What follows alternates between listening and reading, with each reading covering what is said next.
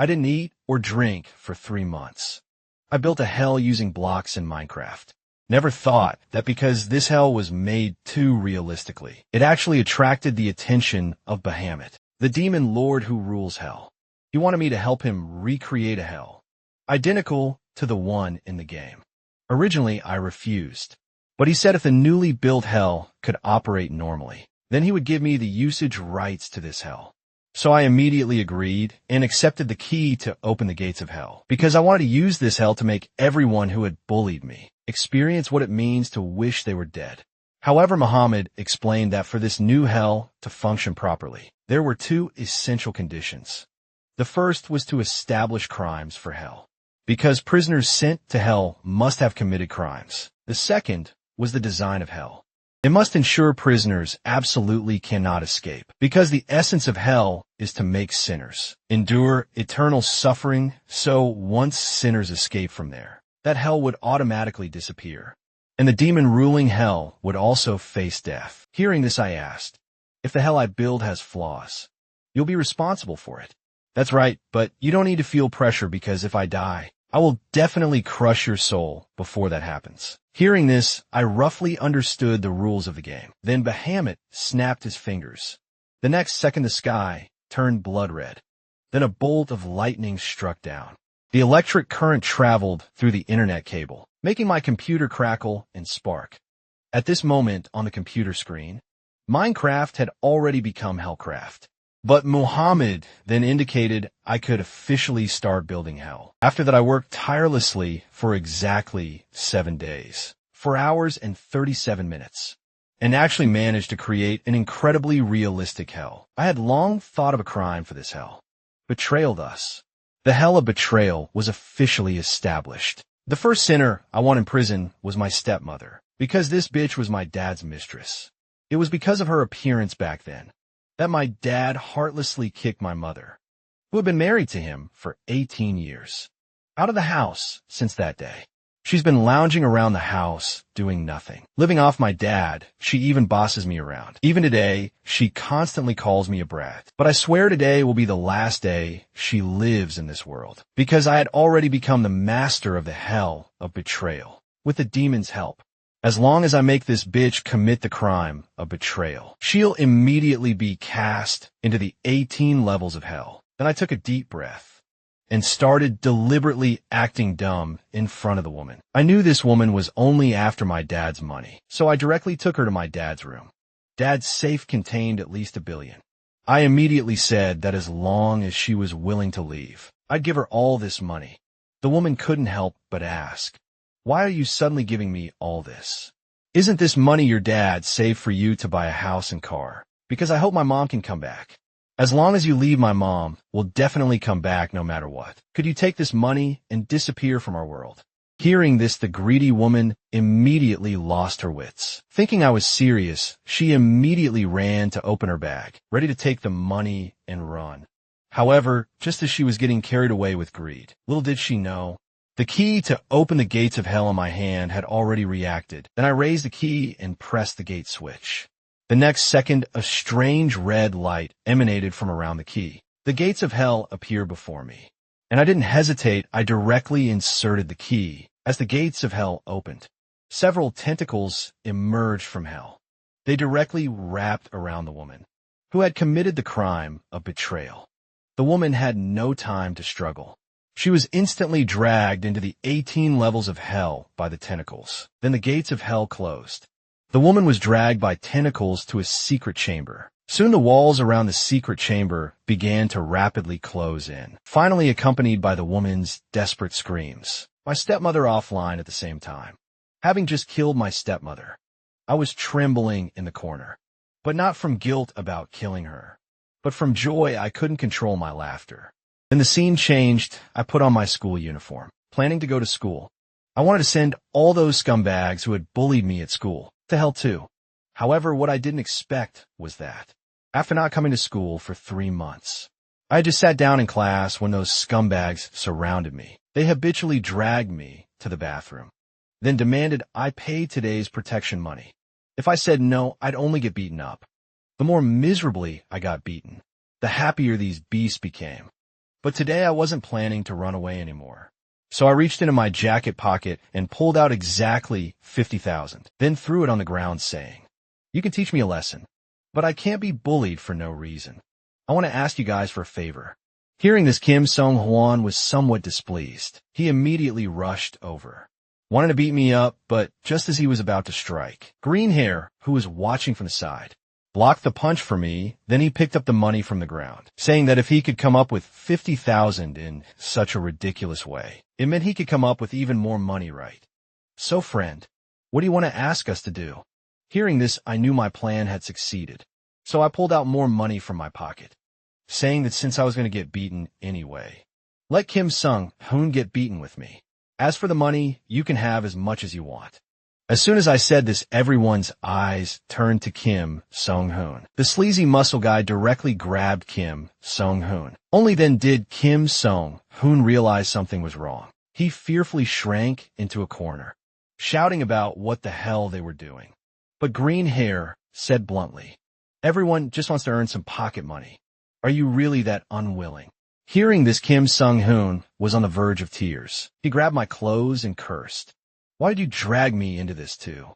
He even shamelessly brought up our childhood. Back then, Kim Sung-hwan and I were best friends in elementary school. But after entering high school, he started bullying me along with the school bullies, even when I knelt on the ground, begging him to remember our friendship and not hit me. He still used me as a punching bag time and again. Thinking of this, I couldn't help but smile at Kim Sung-hwan. "You really are my good friend.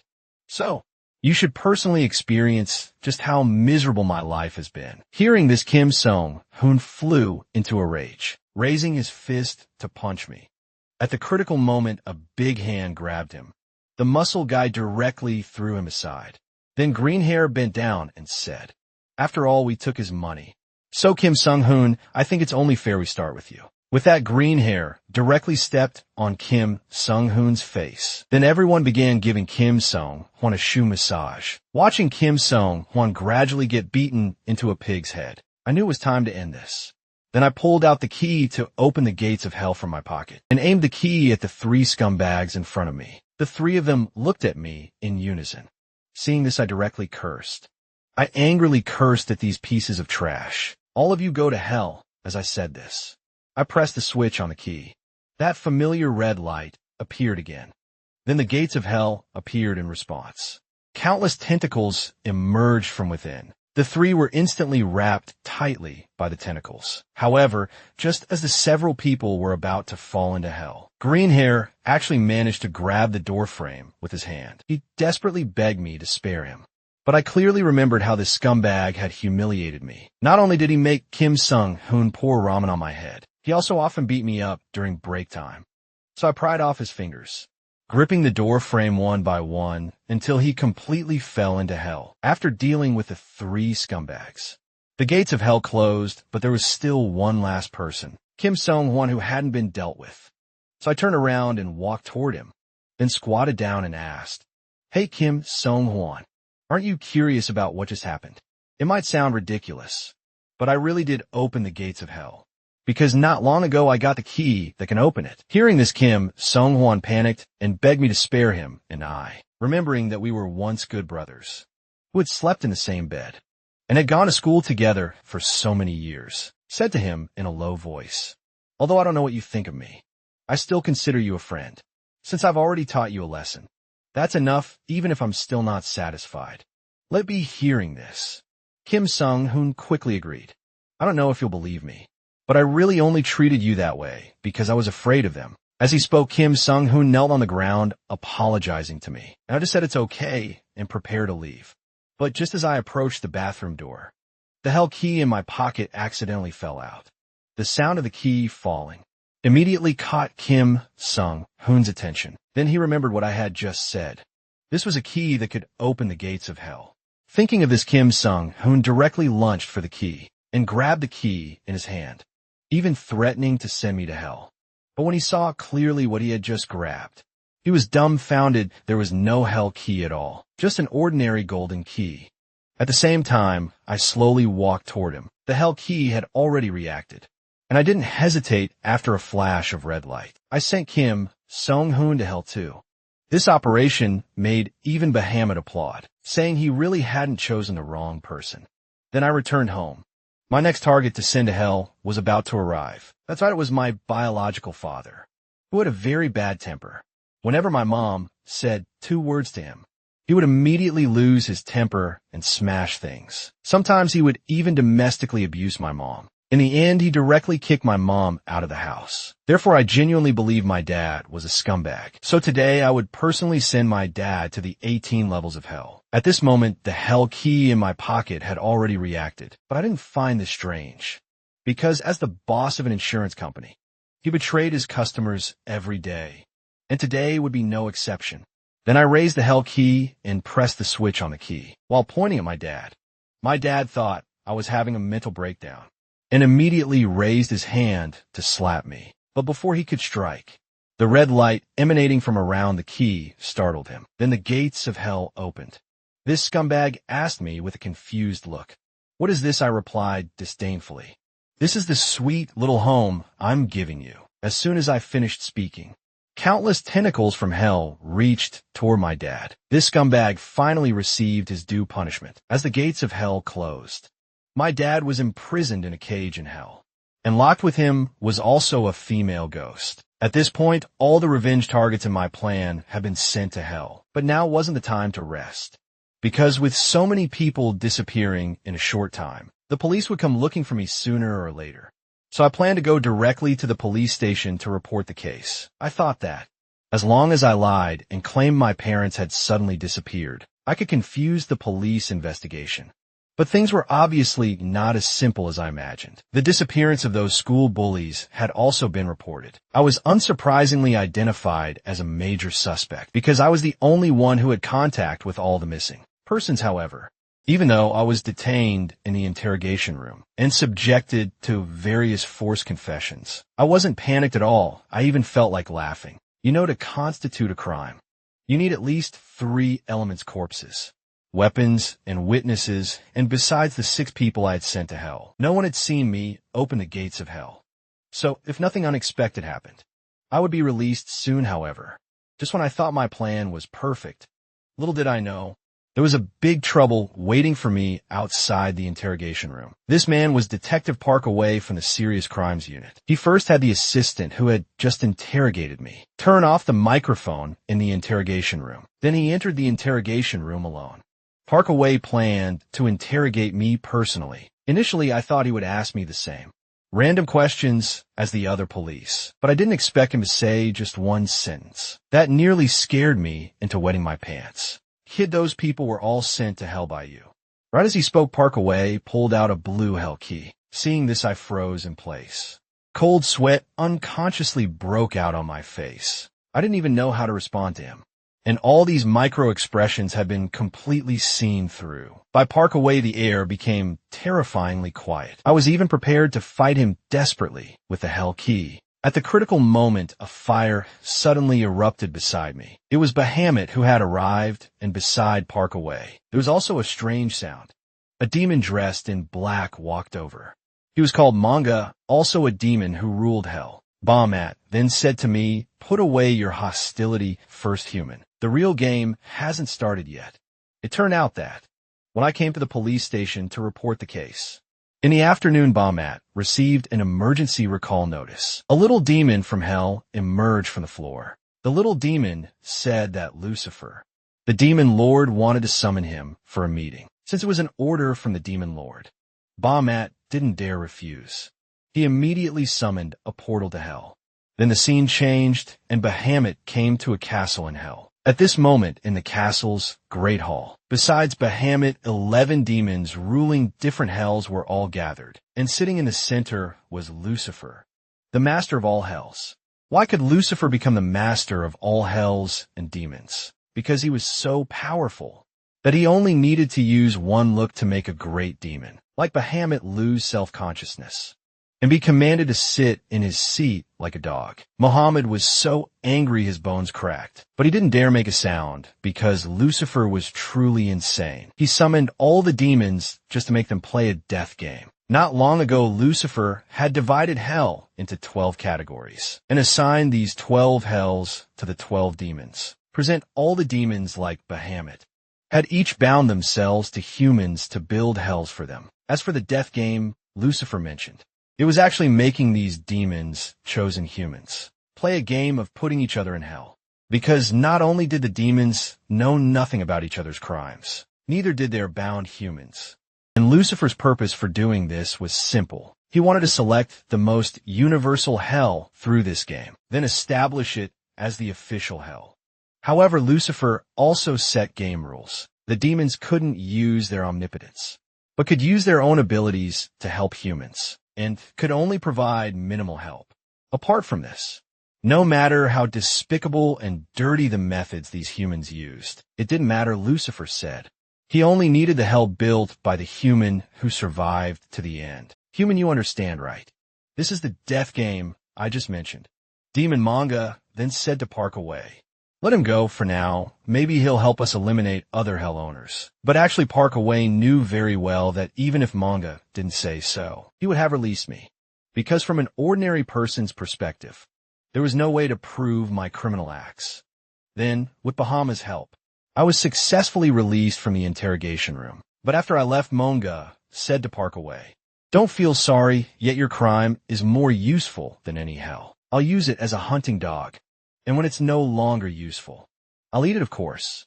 After all, only if I survive to the end can a just society be realized." At the same time, after returning home, I had a detailed chat with Bahamut about this death game. I discovered that this game gave me no choice at all, because even if I didn't act, others would come looking for me and put me in their hell. Hearing this, Bahamut replied, "That's right, but my situation is no different from yours." Lucifer said he would only keep one hell. So among us demons who sign contracts with hell, only one can remain in the end.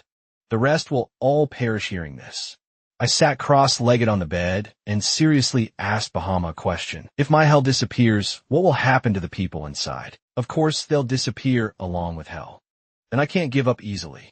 I absolutely cannot let those guys inside get off so easily. Hearing me say this, even Bahamut was startled. Good boy, you're not doing this for yourself, but for the imprisoned prisoners to survive, yes. Isn't that the essence of hell? Because it's a space that gives eternal suffering. That's why it's called hell, haha. That's right, you're absolutely right. Working with someone like you, perhaps becoming the master of the new hell, is just a matter of time. I, the great demon Bahamut, acknowledge you as my colleague. At this point, Bahamut and I were on the same boat. But our handshake was also being watched by a pair of eyes. In the distance, demon Sadius and her bound hell creator discovered me. The woman's name was Shu Minkai. Hell crime voyeurism. At the same time, I asked Bahamut about the game rule, that demons couldn't use omnipotence. Bahamut explained that omnipotence referred to the abilities Lucifer granted to demons, such as the ability to move between the real world and hell, and the hellfire that could spew from my body, or the right to command lesser demons, etc. Besides omnipotence, each demon had one innate inherent ability. Bahamut, what's your ability? The ability to sense death. Can you explain what that ability specifically is? However, just as I finished saying this, the doorbell suddenly rang. Thinking it was a delivery, I didn't think much of it. Through the door monitor, I saw it was actually Shumenkai, who had found me, and when she saw I wasn't opening the door, she actually started undressing right at my doorstep. Curious, I couldn't help but take another look through the door monitor. But I didn't expect that just this one look nearly cost me my life, because the woman had a hammer behind her back. She was actually doing this to kill me. Not knowing this, I thought the girl was providing some kind of sexual service. I was so scared. I quickly turned off the monitor and signaled for her to leave quickly. But hearing this, the girl directly raised the hammer and was about to strike the electronic lock on the door. This sound made my scalp tingle. And hearing the noise, Muhammad also came out of the bedroom. He sensed the aura of death. This black smoke was Bahamut's ability. He could sense that the woman had come to take my life. Immediately, a bad feeling flashed through my mind, because I usually only stayed at home and couldn't possibly have done anything to make a stranger want to kill me, unless she was also a hell creator like me. However, at this moment, Shumenkai was about to strike the second blow. Then I thought carefully if Shumenkai could convict me just by exposing one part of her body on the monitor, then the crime must be voyeurism. In contrast, my crime was betrayal. And I just said 2 sentences to her, which definitely wasn't enough to constitute betrayal. But what if I made her believe that the moment she broke down the door, I could also activate my key? Thinking of this, I suddenly had a bold idea. At this moment, Shuming Kai continued hammering the door a few more times. Seeing the door about to be broken open by her, I directly sat down on the ground and said, "Hey woman, if you come in now, you'll also fall into my hell. Stop talking nonsense. You're already cornered and still trying to scare me. You should also know that my hammering the door means I've already met the conditions to open the gates of hell." As she spoke, Su Minkai gave the electronic lock another hard blow. This blow directly knocked the entire electronic lock off. However, just as Su Minkai was about to reach out and pull the door open, I seriously said again, "If you come in, you'll also fall into hell." Hearing this, Su Minkai froze, thinking, why isn't this kid running or begging for mercy? The air seemed to freeze at this moment. Shuming Kai hesitated. She didn't immediately break down the door. At this moment, I knew my plan had succeeded. Then I continued to add, "Are you curious why I'm still sitting here not moving? That's because as a shut-in, the hell I can open is the hell of invasion." The air froze again, although Shu Minkai suspected I was bluffing. She thought, what if what I said was true? So she simulated in her mind what would happen after opening the door. Without exception, I would open the gates of hell before her. Of course, Su Minkai didn't dare take this risk. But if she just pushed the key through the door crack, Su Minkai herself would also commit the crime of invasion and could only end up dying together with me. But if she just retreated like this, Zhu Minkai would also lose out, because I had already figured out her key activation conditions, which could become her fatal weakness. In the long run, it could be said this had become a checkmate situation. No matter which option Zhu Minkai chose, the risk was high, just as Zhu Minkai was hesitating. I gave her a win-win suggestion. How about we form an alliance? Hehe, an alliance. As you know, only one hell user can survive to the end. There's no option for joint victory. You're right, but we're not one alliance. At least, we can maintain an alliance until we deal with the other 10 people. And do you have the confidence to face 10 participants with unknown crimes alone? After hearing what I said, Su Minkai also thought it made some sense. After all, this game would increasingly require fighting alone as it progressed. Plus her hell information had been leaked. So if she fought me again later, she might not have an advantage. Thinking of this, Su Minkai turned to ask Sadias for his opinion, but Sadias couldn't give much advice on this. Having no choice, Su Minkai had to compromise first. So I gave her my phone number and told her to leave first. We'd contact each other by phone later, because the noise Su Minkai made, hammering the door, would definitely cause a commotion, and the police would come soon. Although hearing me say this made Su Minkai very unhappy, she still took out her phone and saved my number as she left. She thought, this damn shut-in really isn't someone who could be easily dealt with. However, as soon as Su Minkai left, I immediately collapsed on the floor and complained to Baumat Dam. I almost lost my life. I thought there might be demons with the ability to sense hell users, but I didn't expect you'd be targeted first.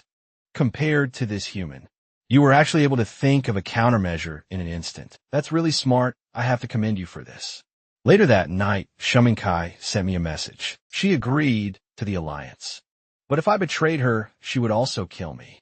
Seeing her say this, I couldn't help but smile evilly, because when it came time to break the alliance, my hell of betrayal would be the one that profited the most. The same time, Parkaway also had some movement.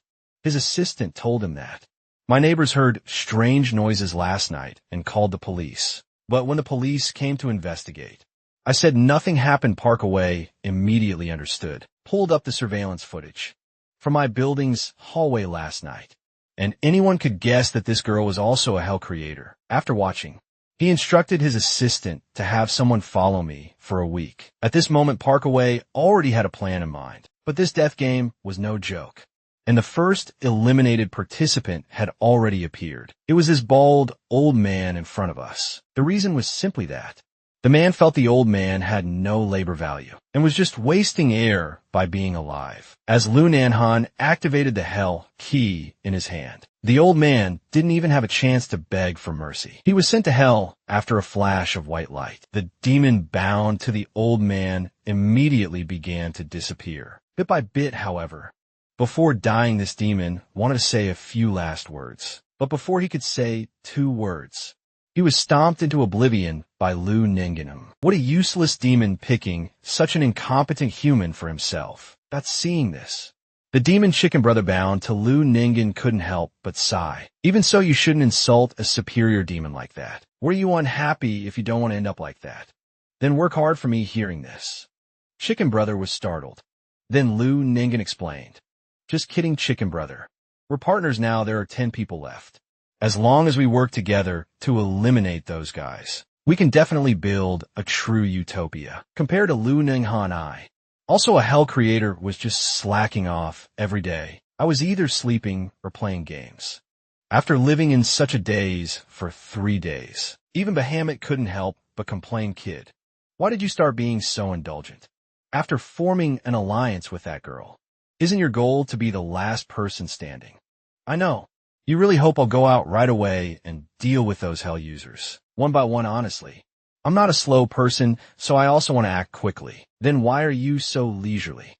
First, this death game will have less and less rest time and information gathering time as it approaches the final stage. Think about it. Will I be able to sleep peacefully? Then I might even be eliminated early by someone with outstanding abilities second. As I just said, after everyone's patience is exhausted, there will definitely be people who make mistakes. Because there are always some fools who think victory in battle is more important than winning the game. So let's wait until I become everyone's target before taking action. However, just as I finished speaking, Shumenkai suddenly called me. Hey damn, Shudden, you said you wanted to form an alliance with me, but then you disappeared for 3 days. What the hell are you doing? Hearing this, I calmly replied, you don't understand me right now. Doing nothing like this is actually a strategy. Maybe someone will break into my house like you did and commit the crime of invasion. Then I'll take them away, come on. You're really good at making excuses. Let me tell you something serious. During the time you disappeared, an incident has already occurred so fast. What incident? I'll send you a link on your phone after you check it. Let's meet up because this incident requires us to act together. With that, Shumenkai hung up and sent me a website link via text. Seeing this, I quickly clicked on it. The content was a recorded live stream of a blonde streamer. The girl's name was Gagaka. Not only did she reveal in the video that she was a hell creator, she also explained the rules of the death game.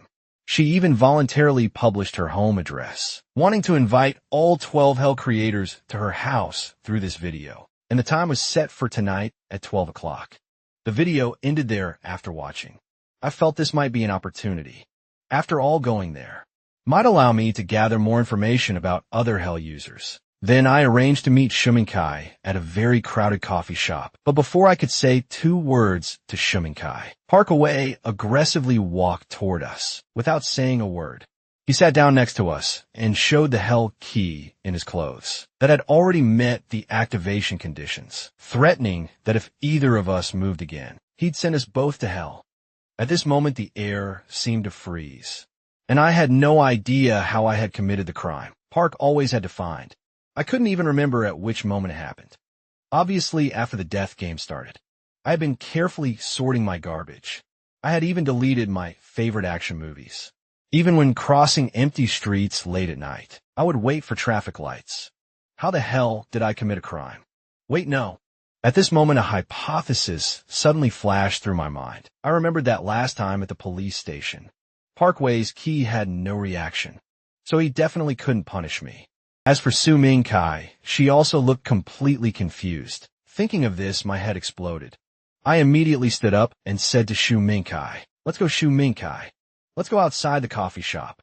Seeing this, Park Away immediately got angry. Didn't I tell you not to move? Sit down right now. He stopped pretending. Did you threaten a criminal and plant that person in this coffee shop? As I said this, I turned my gaze to a muscle guy behind me. He was trembling all over, looking very nervous, and there was a buzzer for waiting to pick up food in front of him. proving he had also just arrived at the coffee shop. Then I directly went over to greet him. Dude, you're here because you were threatened by that detective. Right, detective? If you want to use bluffing tactics, you need to pick the right person. Hearing me say this, Su Ming Kai also stood up cursing. You're such a big liar at this point. The muscle guy whose identity was exposed also stopped pretending. After whispering a few words to Park Away, he quickly grabbed his clothes and ran away. However, Park Away suddenly smiled. At this moment, you've got some skills. Was it because you were cornered at the police station last time that you couldn't show your real abilities? Hearing this, I froze in place, thinking Park Away was going to get serious this time, but I didn't expect him to just get up and pat me and Shui Ming Kai on the shoulder, saying, I can't form an alliance with some brainless guys. Sit down, guys, because I have a very good suggestion. However, although Park Away suddenly changed his attitude, me and Shuming Kai still didn't fully trust him. And the reason I didn't immediately refuse Park Away was simple, because this guy was a detective. He could deduce hell users based on case data. Also, if circumstances allowed, he could use public authority to forcibly detain or track someone. It's like me and Shu Ming Kai. Each only had our respective hell demons as trump cards. Well, Park Away was someone who started with 2 cards. So if someone like this proposed an alliance, it still had value to consider. Also, for tonight's group battle, the more people we had, the better for us. Thinking of this, I proposed a condition to Park Away, detective. If you tell us your crime, we'll accept your alliance proposal. But hearing this, Park Away said that wasn't possible, but he could provide us with useful information. With that, Park Away pulled out a notebook from his pocket. He said he had sent 117 people to hell and had recorded all 117 instances of hell key usage in this notebook. The content included how far away from the target the hell key could be used, how many people could be sent to hell at once, and the cooldown time for opening the gates of hell, etc. After hearing all this, me and Shu Mingkai were already stunned. You know, the number of people we had sent to hell combined wasn't even a fraction of his. At this point, Park Away continued. As an alliance condition, I'll give you this data, but you have to stand on my side in tonight's Gaga group battle. Then, me and Shu Mingkai tentatively accepted the alliance with Park Away and received the notebook with his recorded data. However, just after we left the coffee shop, the demon manga appeared behind Park Aoi and said, Detective, didn't you reveal too much information to get them to accept the alliance proposal? Hearing this, Park Aoi smiled. Manga, don't worry.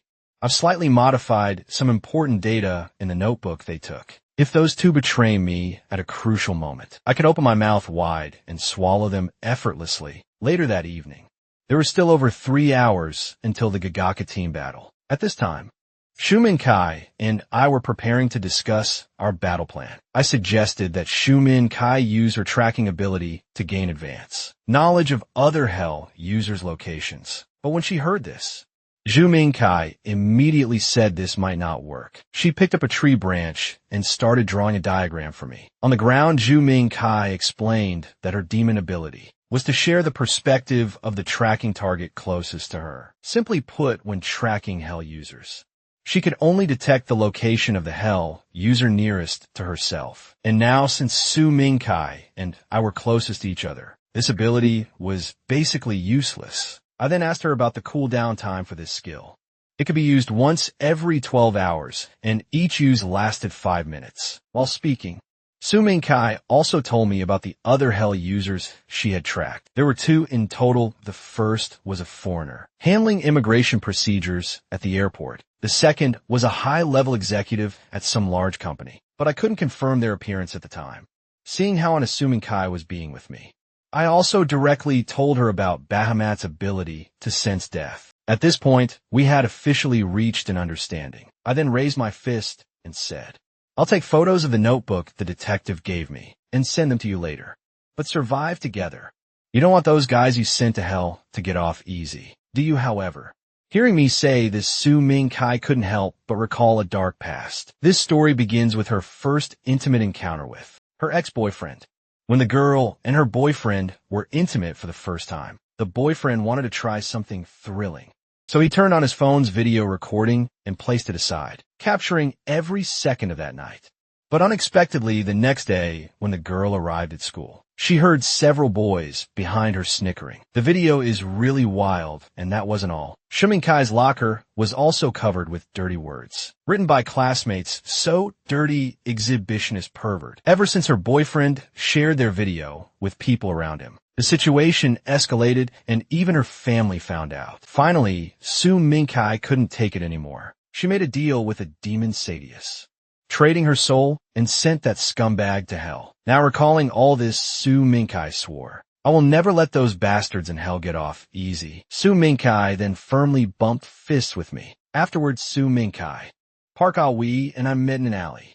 Park Ah-wee first confirmed the contents of the notebook with me. I replied first, "The gates of hell can only send 5 people to hell at once. More than 5 people cannot be sent. Second, after opening the gates of hell once, there's a 1-minute delay period, during which the gates cannot be opened again. Third, the maximum distance the gates of hell can reach to absorb sinners is 10 meters beyond 10 meters. Even if visible, they won't be absorbed. Also, in certain specific situations, if the key user doesn't consider that person a sinner, they won't be absorbed either. In other words, the gates of hell will only activate if the key user acknowledges that person's crimes." Hearing me speak in such detail, Park Ah-wee was very satisfied. He then began planning our mission objectives with us. Objective 1, visually confirm the identities of hell users. Objective 2, find clues that could help deduce the crimes of hell users. Objective 3, come back alive. We only need to gather intelligence. No need for direct confrontation.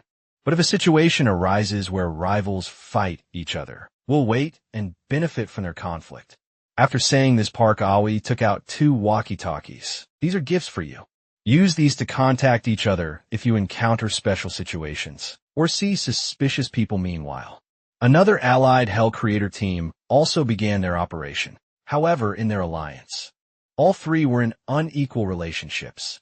Lu Ningen was the boss, while Nu and Fatty were his tools. Similarly, their bound demons were ranked, with the chicken brother having the highest level, followed by the upper-class demon Vampire, and then the upper-class demon Sadius. After Lu Ningen confirmed the address published by Gagaka, he threw his car keys to Fatty, telling him to be responsible for driving later. And Inui was required to be the first to infiltrate Gaga's room. Hearing this, Inui was very unhappy. "Why do I have to be the bait seeing this?" Lu Ningen directly pulled out a hell key that met the activation conditions. Of course, it's because you're too incompetent and I captured you as a hostage. Remember, clearly you're just my pawns. If you want to breathe on the surface for one more day, work hard for me now, counting their 3+. Gagaka herself, there were a total of 7 Hell Creators participating in this team battle.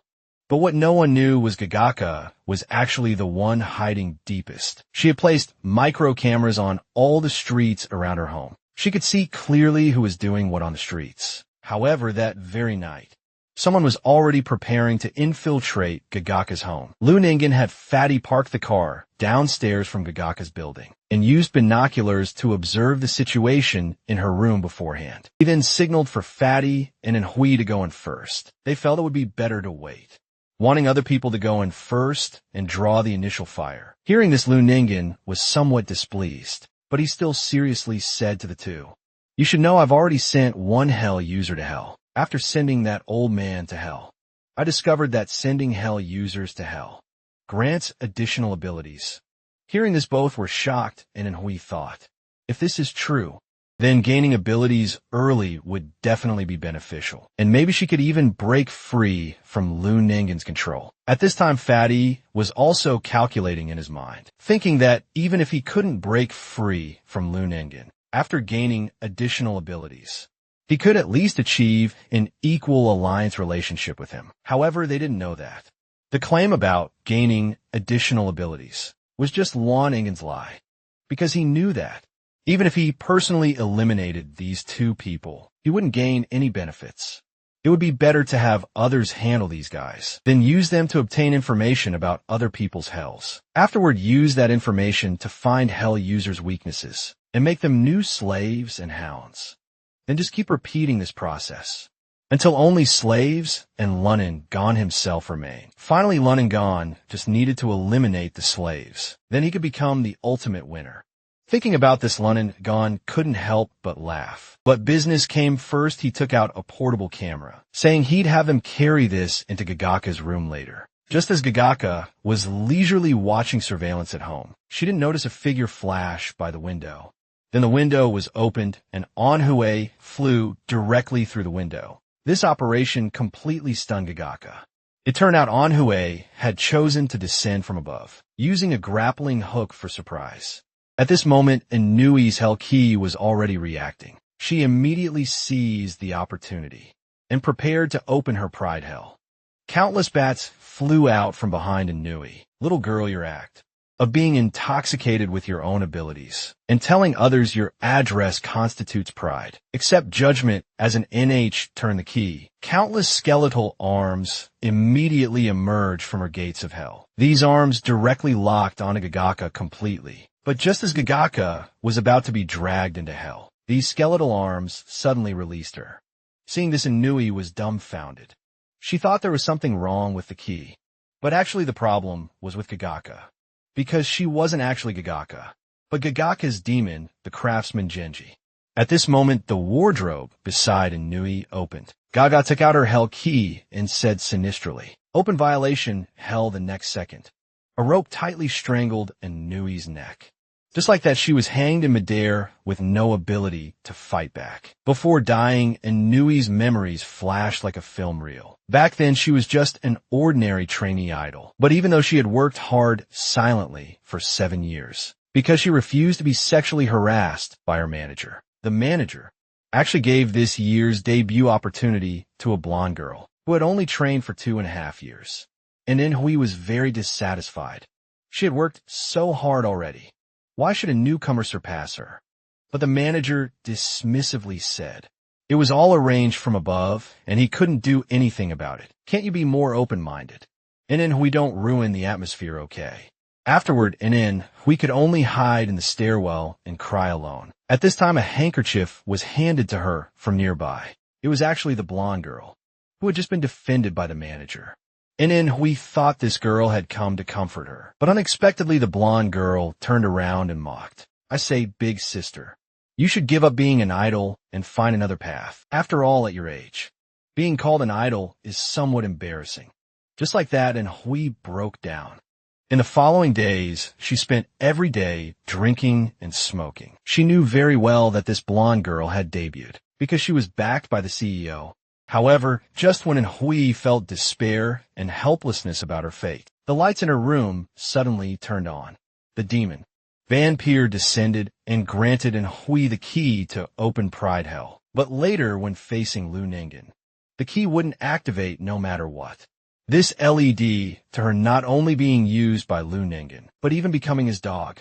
At this moment, Inui finally realized, being used by someone like Lu Ningen, and still thinking she could survive. Wasn't that also a kind of pride? As Gagaca's violation, hell closed. Inui was eliminated, and the demon vampire also immediately vanished. However, just as Gagaca was getting excited about her success, she didn't know that the green light from the gates of hell opening just now had already been noticed by me. According to what was written in Park Awi's notebook, the gates of hell have a 1-minute cooldown after opening. This means that entering Gagaca's room in the next minute will be absolutely safe. Just as I was debating whether to use this minute to gather intelligence, my shoulder was suddenly patted. I was startled. It was Parker Wee. He said that going in directly now would definitely be suicide, but I could report to him as a police officer, saying that while passing by the area, I heard a girl screaming in the apartment and saw flashing lights. I immediately understood Parka. We wanted to enter Gagaca's home in his capacity as a police officer. This way, regardless of whether the person still alive in the room was Gagaca or not, they couldn't send a police officer who was just there to investigate into hell, and even if they really did send the police officer to hell, the remaining person would be arrested as a suspect. After implementing the battle plan, I asked what Su Mingkai and I should do. You just need to prevent other hell users from entering the apartment. I'll handle things inside. With that, Park Awi turned and walked into the apartment. However, I knew very well that Park Awi would be a big problem in the future, so I also had my own plan. Meanwhile, Lu Ningen also received news that Hui had been sent to hell, but this was no big deal to him. After all, Lu Ningen had already obtained information about Gagaka's hell. Yes, they were about to start their operation too. But just as the two were approaching the apartment, they were spotted by me. I quickly used the walkie-talkie to instruct Shui Minkai to use her demon's ability to detect whether the two were hell users. But as expected, both were hell users. I couldn't help but break out in a cold sweat, because if it was two people, even if I was lucky enough to take one down, the other person could still send me to his hell. Now, I had to stay calm since they didn't know I was actually a hell user. 2. I then steeled myself and walked toward the apartment's main entrance. Although Fatty noticed me, they didn't dare act rashly either. This time I was going to gamble, since running away was useless anyway. So, just as the two were about to enter the apartment, I directly stepped forward to stop them. Sorry, you two can't go in right now. Hearing this, both Fatty and Lu Ningen were stunned. And this was exactly my plan from now on. I would keep talking to them to buy time. But at this time, Lu Ningen also began to think. He wondered if I might be a hell user allied with Gagaka. But he knew Gagaka's hell was violation hell. Logically, she wouldn't arrange for someone to block them from entering the apartment. Could this guy be a third-party force? But why wasn't he looking for a chance to ambush us? Instead, talking to us face to face. Could this kid not be a hell user? At this time, I put on the act of being a police officer. Gentlemen, I'm very sorry. Someone just reported hearing a girl screaming on the 7th floor of this apartment.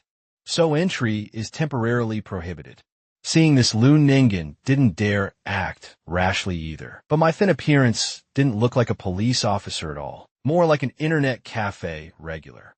And I hadn't even shown them a police badge. But until I was exposed, I had to stay calm. After a few seconds of standoff, Lu Ningen was about to ask when they could go in. Hearing this, I quickly took out the walkie-talkie and called Parkerwee. Sir, what's the situation upstairs at this moment? Parkerwee immediately realized I was in trouble, so he indicated over the walkie-talkie that he would come down immediately. Taking advantage of Lu Ningen and Fatty's lack of reaction, I immediately smiled and said to them, my supervisor will be down shortly. If you're curious about the reason, you can ask him later soon. The apartment elevator rang. Parkerwee hurried over and greeted me. Sorry for keeping you waiting. You can go in now with that. Park Awi showed his police badge to Lu Ningen and Fatty. Now, they had no choice but to believe my identity. They could only politely respond to Park Awi. Then Lu Ningen and Fatty immediately went upstairs and directly intimidated Gaga. Little streamer, I have a suggestion for you. Become my dog, what? What nonsense are you spouting? Hee hee, the girl you just killed was a hound. I already know your hell is violation hell. As long as I don't go in, I can't be guilty of violation. Hearing this, Gagaka panicked a bit, but still stubbornly replied, so what even if what you say is true? If I don't come out of here, what can you do to me, ha ha ha? Well said, I'll arrange for people to watch you around the clock, as soon as you step out of your home. I'll personally come to eliminate you upon receiving the news. Suppose you don't come out. How long do you think your current household necessities can last? If you order takeout, you might last a month or two. But what about 3 months or half a year? How would you handle that? Hearing this, Gagaka made an obscene gesture. Get lost, I'm not coming out fine. Then let's see who can outlast him.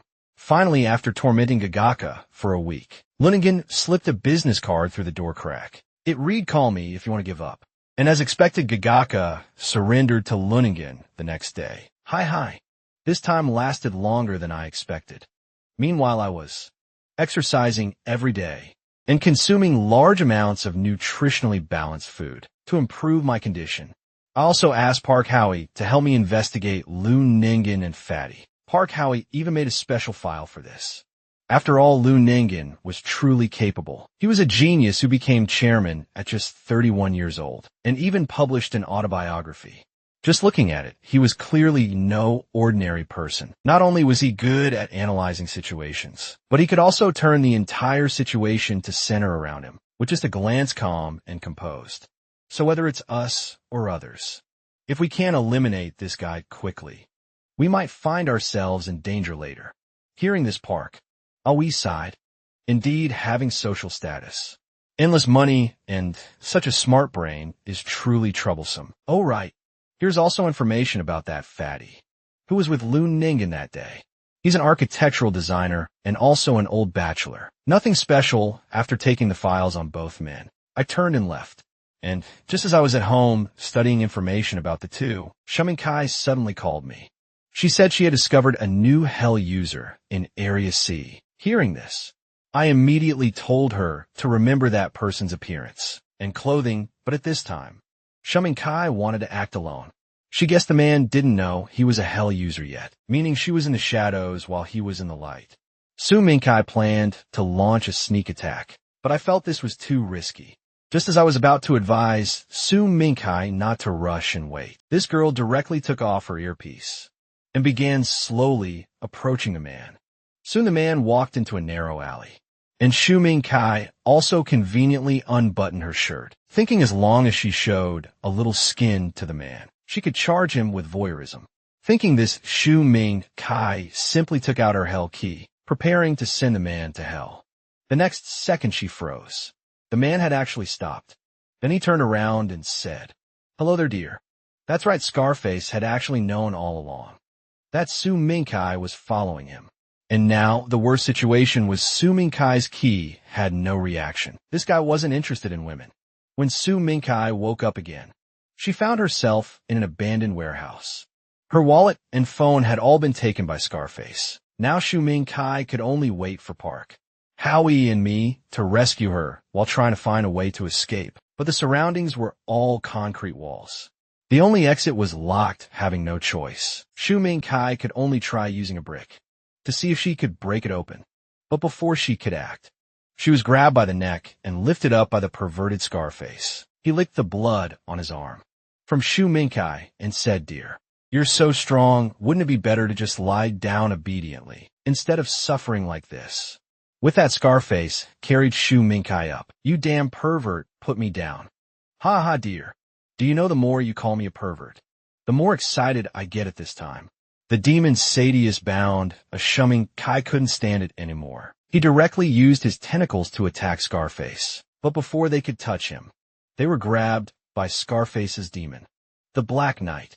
In the battle of survival of the fittest between humans, humans lost, said Sadius. The Black Knight threw Sadius away with one motion. Lord Lucifer should have said, "He doesn't want us to help humans with abilities other than our inherent ones. If you had hit my human just now, you would have been immediately disqualified. So I actually saved you. Calm down." Sadius cried in despair. He could only watch helplessly as Su Mingkai was tortured by Scarface. At this time, Su Mingkai was hung on a hook. Both her arms and legs were tightly bound by ropes by Scarface. Seeing this, Su Mingkai also despaired. But she still shouted, "My companions will come to save me. They definitely will." After saying this, she bit towards Scarface's ear. Meanwhile, since I couldn't contact Su Mingkai, after calling her over a dozen times with no answer, I hurriedly told Park Aoi about this, although Park Aoi was very reluctant. Since Su Mingkai had the ability to track hell users, future operations couldn't proceed without her. Park Howie then began formulating a plan at the same time. After I confirmed the location of Area C on the map, I also prepared to pack up and head out. But there were too many people in Area C, and it had been some time since Shuming Kai disappeared. Now, trying to find her quickly was like looking for a needle in a haystack. But there was one method that might work. I summoned Bahamut, planning to use his ability to sense death to look for clues. Unexpectedly, it actually worked. When I looked at the crowd again, I could already see black smoke spreading in the air. Just by following the black smoke, I would definitely find her. "You're indeed a human. I've taken a liking to you." Finally discovered that my ability to simply warn of death can be used for tracking under specific conditions. Your growth pleases me soon. I followed the black smoke all the way to the suburbs, and the end of the black smoke was at a factory. Su Mingkai should be here. I then took a photo of the factory and sent the photo, along with the detailed address, to Park Aoi. But now I had to consider from where to enter without being discovered. And while I was hesitating, Su Mingkai was almost at her limit, because this guy was a real pervert. just after being bitten in the ear by Shu Min Kai. He actually cut off his own ear. Do you like my ear? Then I'll give it to you. Do you know why I didn't immediately kill you, but left you alive? Because you're bait. You've heard the story of the Gord brothers saving their grandfather. Right, as long as you don't die. Your companions will come one by one to deliver themselves to me. But before that, let's have some fun with that.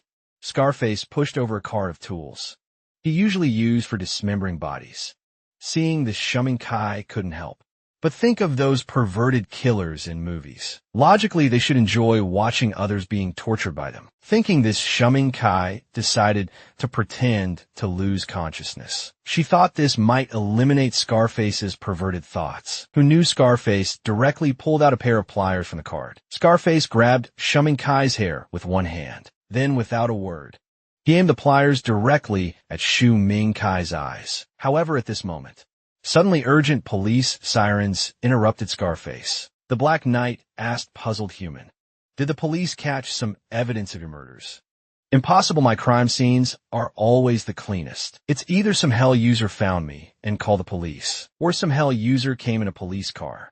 But don't worry, just use your ability when the time comes. We're invincible, aren't we, dear?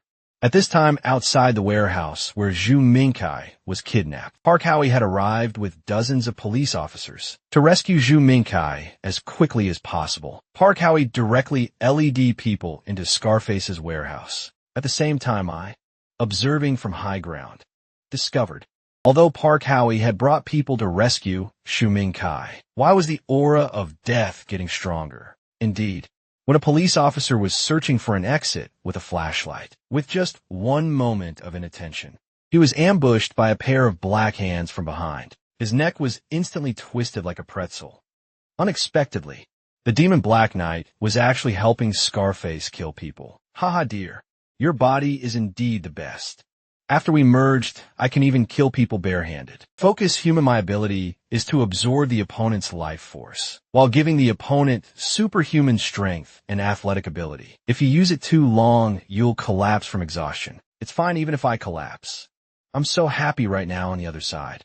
Parka, we just realized his teammates had been eliminated one after another. There wasn't even a single living voice on the radio. This made the atmosphere in the already dark environment even more terrifying. Park Awi could even feel death approaching him. He instinctively pulled out his baton and gun, but still didn't notice Scarface preparing to ambush him from the side. Fortunately, Park Awi relied on his combat experience, dodged Scarface's fatal attack in time, and shot back at him. Several times, however, the bullets had no effect on Scarface in his current state. Before Parker we could think for a moment, Scarface immediately struck him with another sword. Mongol, what the hell is this?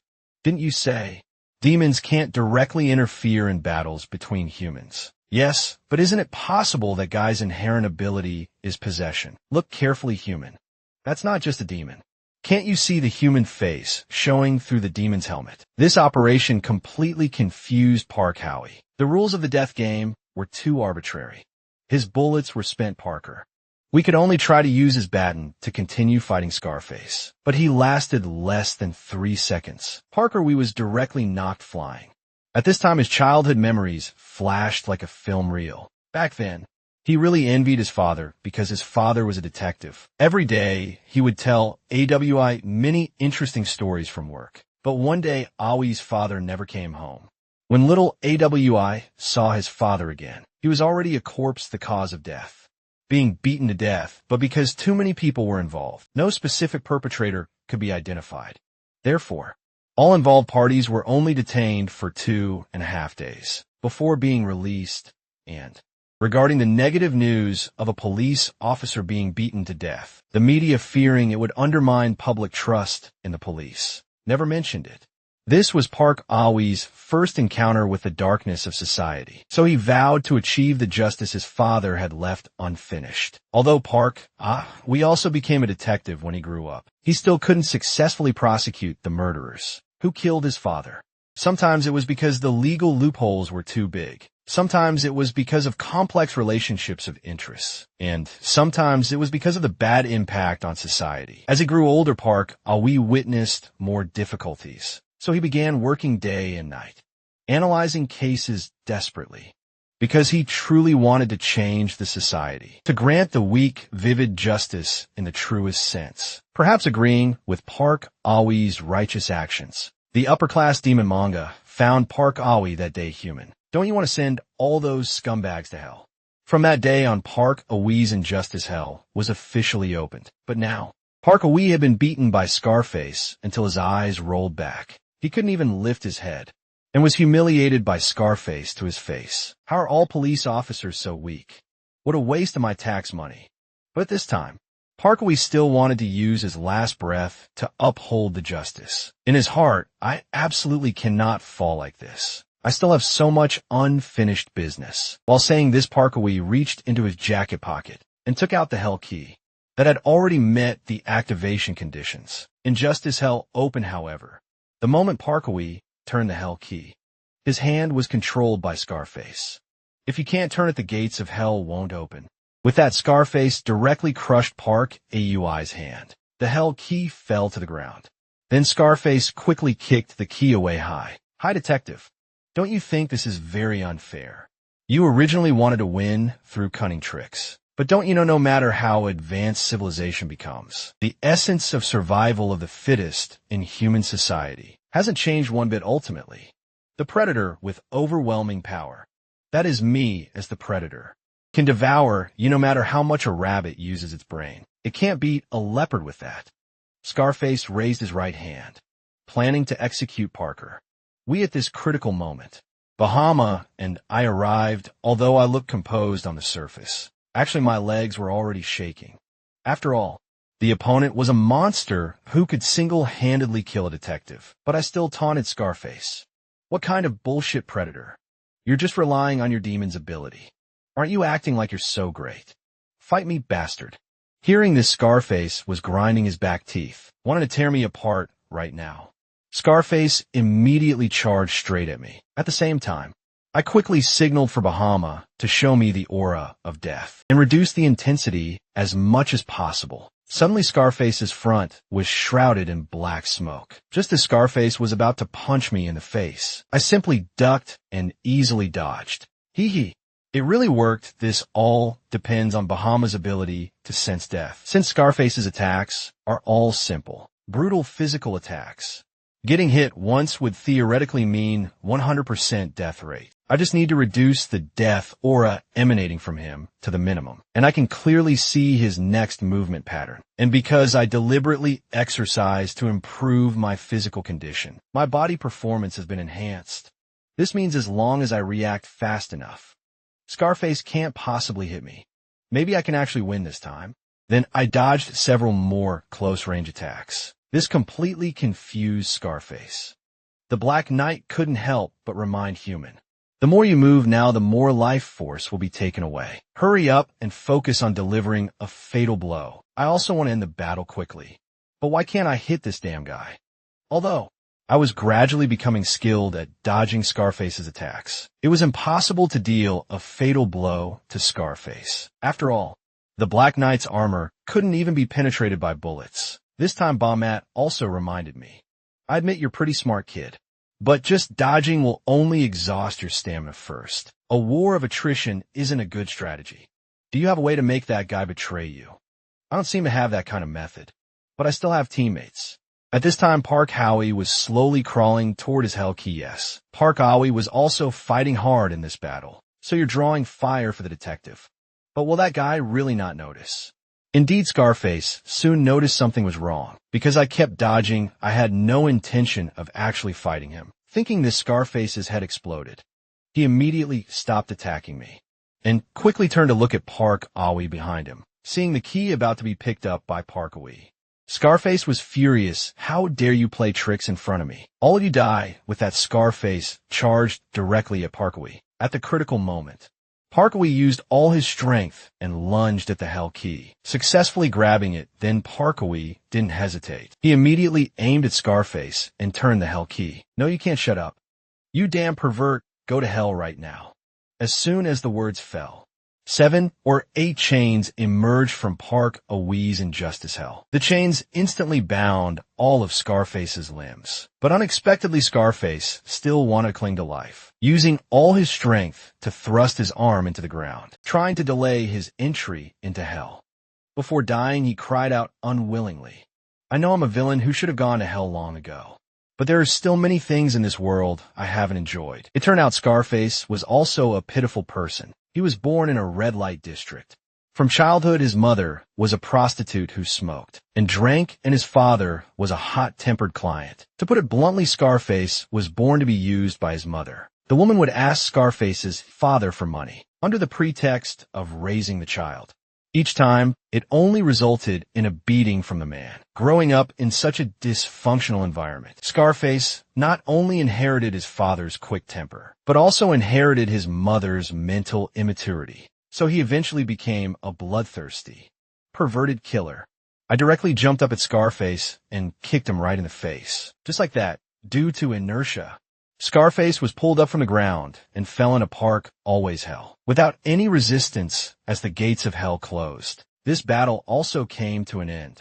Afterward, I took Park Awi to rescue Shumenkai and called an ambulance for medical personnel. And this incident ended with Park Awi rescuing the female student, becoming news that was broadcast on TV. At the same time, Park Away specifically hid the information about the scarred man going to hell, instead issuing a wanted notice for the scarred man's attempted murder. However, these little tricks were quickly seen through by Lunengon, who watched the news because Parkaway had previously said that he was the district police officer for Jajika's neighborhood. But now, how could he suddenly cross districts and go so far to rescue someone? So there's only one truth. Parkaway is the hell creator, and the scarred man wasn't following someone to kill them, but was sent to hell by Parkaway. Thinking of this, Loon Ningen called his subordinates yes. He planned to order his minions to secretly investigate Parkaway, and Loon Ningen had already made up his mind. At this moment, he must meet with Parkaway in a few days. Meanwhile, when I went to the hospital to visit Parkaway again, Away actually confessed a shocking secret to me. I saw him take out a notebook from under his pillow, then carefully handed it to me and muttered, "Actually, I lied to you before. The hell usage manual I gave you during our alliance contains some wrong information, and this is a new manual that records the correct data." Hearing this, a bad thought immediately flashed through my mind. So has Parkaway already betrayed me? At this moment, I was already thinking about whether to send Parkaway to hell. After all, Parkaway not only has a special profession, but his execution ability and combat skills are maxed out. With this kind of working style, he should survive to the end in the death game, which means he'll inevitably have a big battle with me. But since I already know Parkaway has committed a crime, should I thoroughly exploit him now? Or should I eliminate him now and find someone else to ally with? Just as I was struggling, Parkaway interrupted me. "Why are you standing there? Find a place to sit." Hearing this, I said I felt a bit guilty and needed to go to the bathroom. After arriving at the bathroom, I quickly took out the hell key. Sure enough, the hell key had reacted. How interesting, despite forming an alliance. He gave his companion false information. This kind of behavior could very likely put you in danger, ultimately causing you to constitute your own betrayal crime. Human. Are you going to take him out now? Besides, detectives are indeed troublesome people. You still don't know what inherent abilities that guy's demon has. He knows a lot of intelligence about you. When he betrays you again, that moment might be when you truly enter his hell. Hearing Bahamut say this, I couldn't help but recall my original intention for choosing to become a hell creator. It was because I hated betrayal. So in defining crimes for hell, I chose betrayal. But if I betrayed the detective today, I should regret it for the rest of my life, because that would make me no different from those people I sent to hell. And when I'm gone, 100 years from now, if I get locked in betrayal hell because of today's betrayal, wouldn't I have to face those bastards again? I don't want to see them again. Hearing this, Bahamut got somewhat angry. Initially, I commissioned you to help me build hell because I saw that you possessed excellent negative emotions and anger. But the longer our alliance lasts, the more I feel it's different from my original intention. You're gradually becoming another person. Whether it's human emotions or the growth of human relationships, these have nothing to do with me. But if it threatens the life of me, the supreme demon Bahamut, then I will mercilessly punish him. Trust me, Bahamut, I will kill more hell users. So you won't regret today's choice. Then as I returned to Park Away's hospital room, Lu Ningen also arrived downstairs at the hospital. This guy actually came with fruit to visit the patient. Both Park Away and I were startled. Wow, there are actually two of you. Are you conspiring about how to send me to hell? What does that mean? By the way, sir, what business do you have coming to someone's private hospital room? Like this detective, sir. Your acting skills are really good.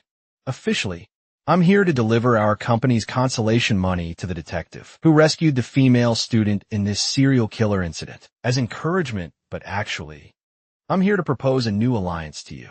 Park Away and I were stunned. I wondered what this guy was up to. Actually seeking an alliance with us. But how did he discover we were hell users?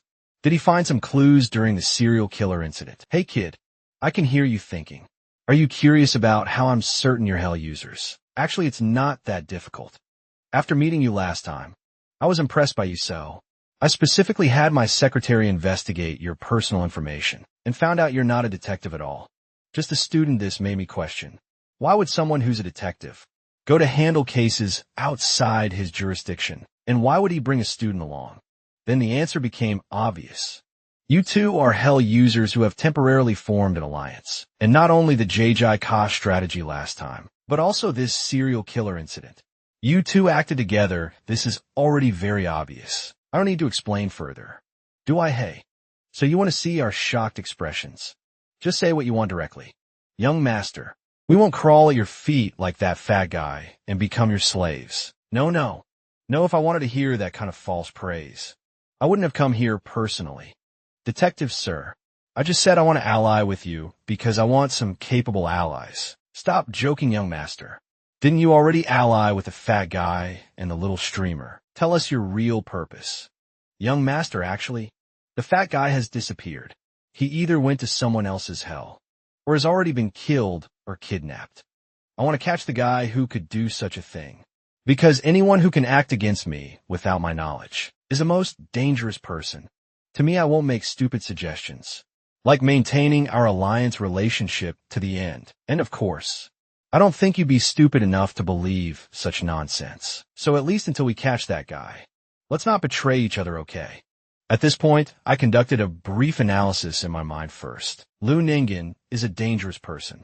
The chance to send this guy to betrayal hell won't come easily, because betrayal hell is a hell with extremely low crime applicability. If there's a chance, then it's to ally with this guy now and find a way to make him betray us later. Lu Ningen, I agree to ally with you. First, tell us what relevant intelligence you have about the guy. We need to eliminate together. Actually, I don't know the opponent's intelligence either, but there's one thing I'm certain of. If that person obtained my intelligence from the fat guy, then he will definitely attack me when I'm busy with work. When that happens, you just help me catch that guy. That's the meaning of our alliance. But things weren't as simple as Luningong thought. After all, the opponent was the boss, who could control the entire H-country underworld. Although Cai Wujian was crippled, her way of doing things was completely inhumane. This moment, the fat guy was tied up by Kai Wujian's subordinates. Then she asked the fat guy, "What is your crime?" Hearing this, the fat guy still wanted to pretend he didn't understand. But who knew? Kai Wujian would directly order her subordinates to break the fat guy's fingers. The fat guy was immediately scared, speechless. But it was too late to beg for mercy. His finger was forcibly broken by the minion. Ask again, what is your crime? I already said you don't need to do this, however.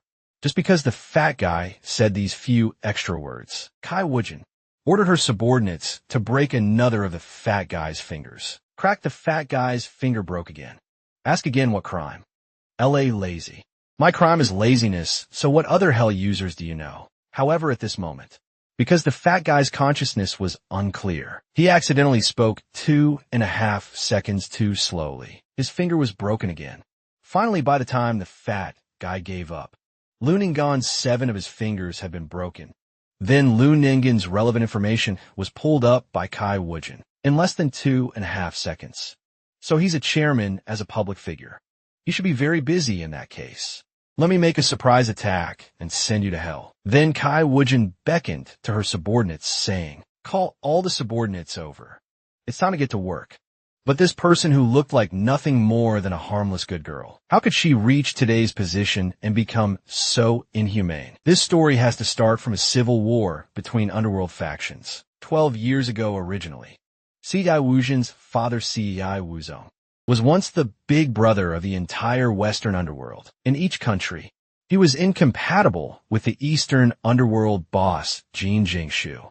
But one day, due to a careless mistake by one of Kai Wuzong's subordinates, Jin Jingshu's son, Jin Xinglu, was accidentally beaten into a vegetative state. Not only was his lower body paralyzed, his brain also became dull and stupid. To avenge his son, Jin Jinxiu personally led people to attack Kai Wuzong's stronghold. When Kai Wuzong arrived at the scene, all the subordinates guarding the house had already been killed. Why are you just arriving now? Boss Kai, my son, was beaten into a cripple by your people. How do you plan to compensate? Hearing this, Kai Wuzong's subordinate directly cursed. What the hell are you pretending to be innocent for?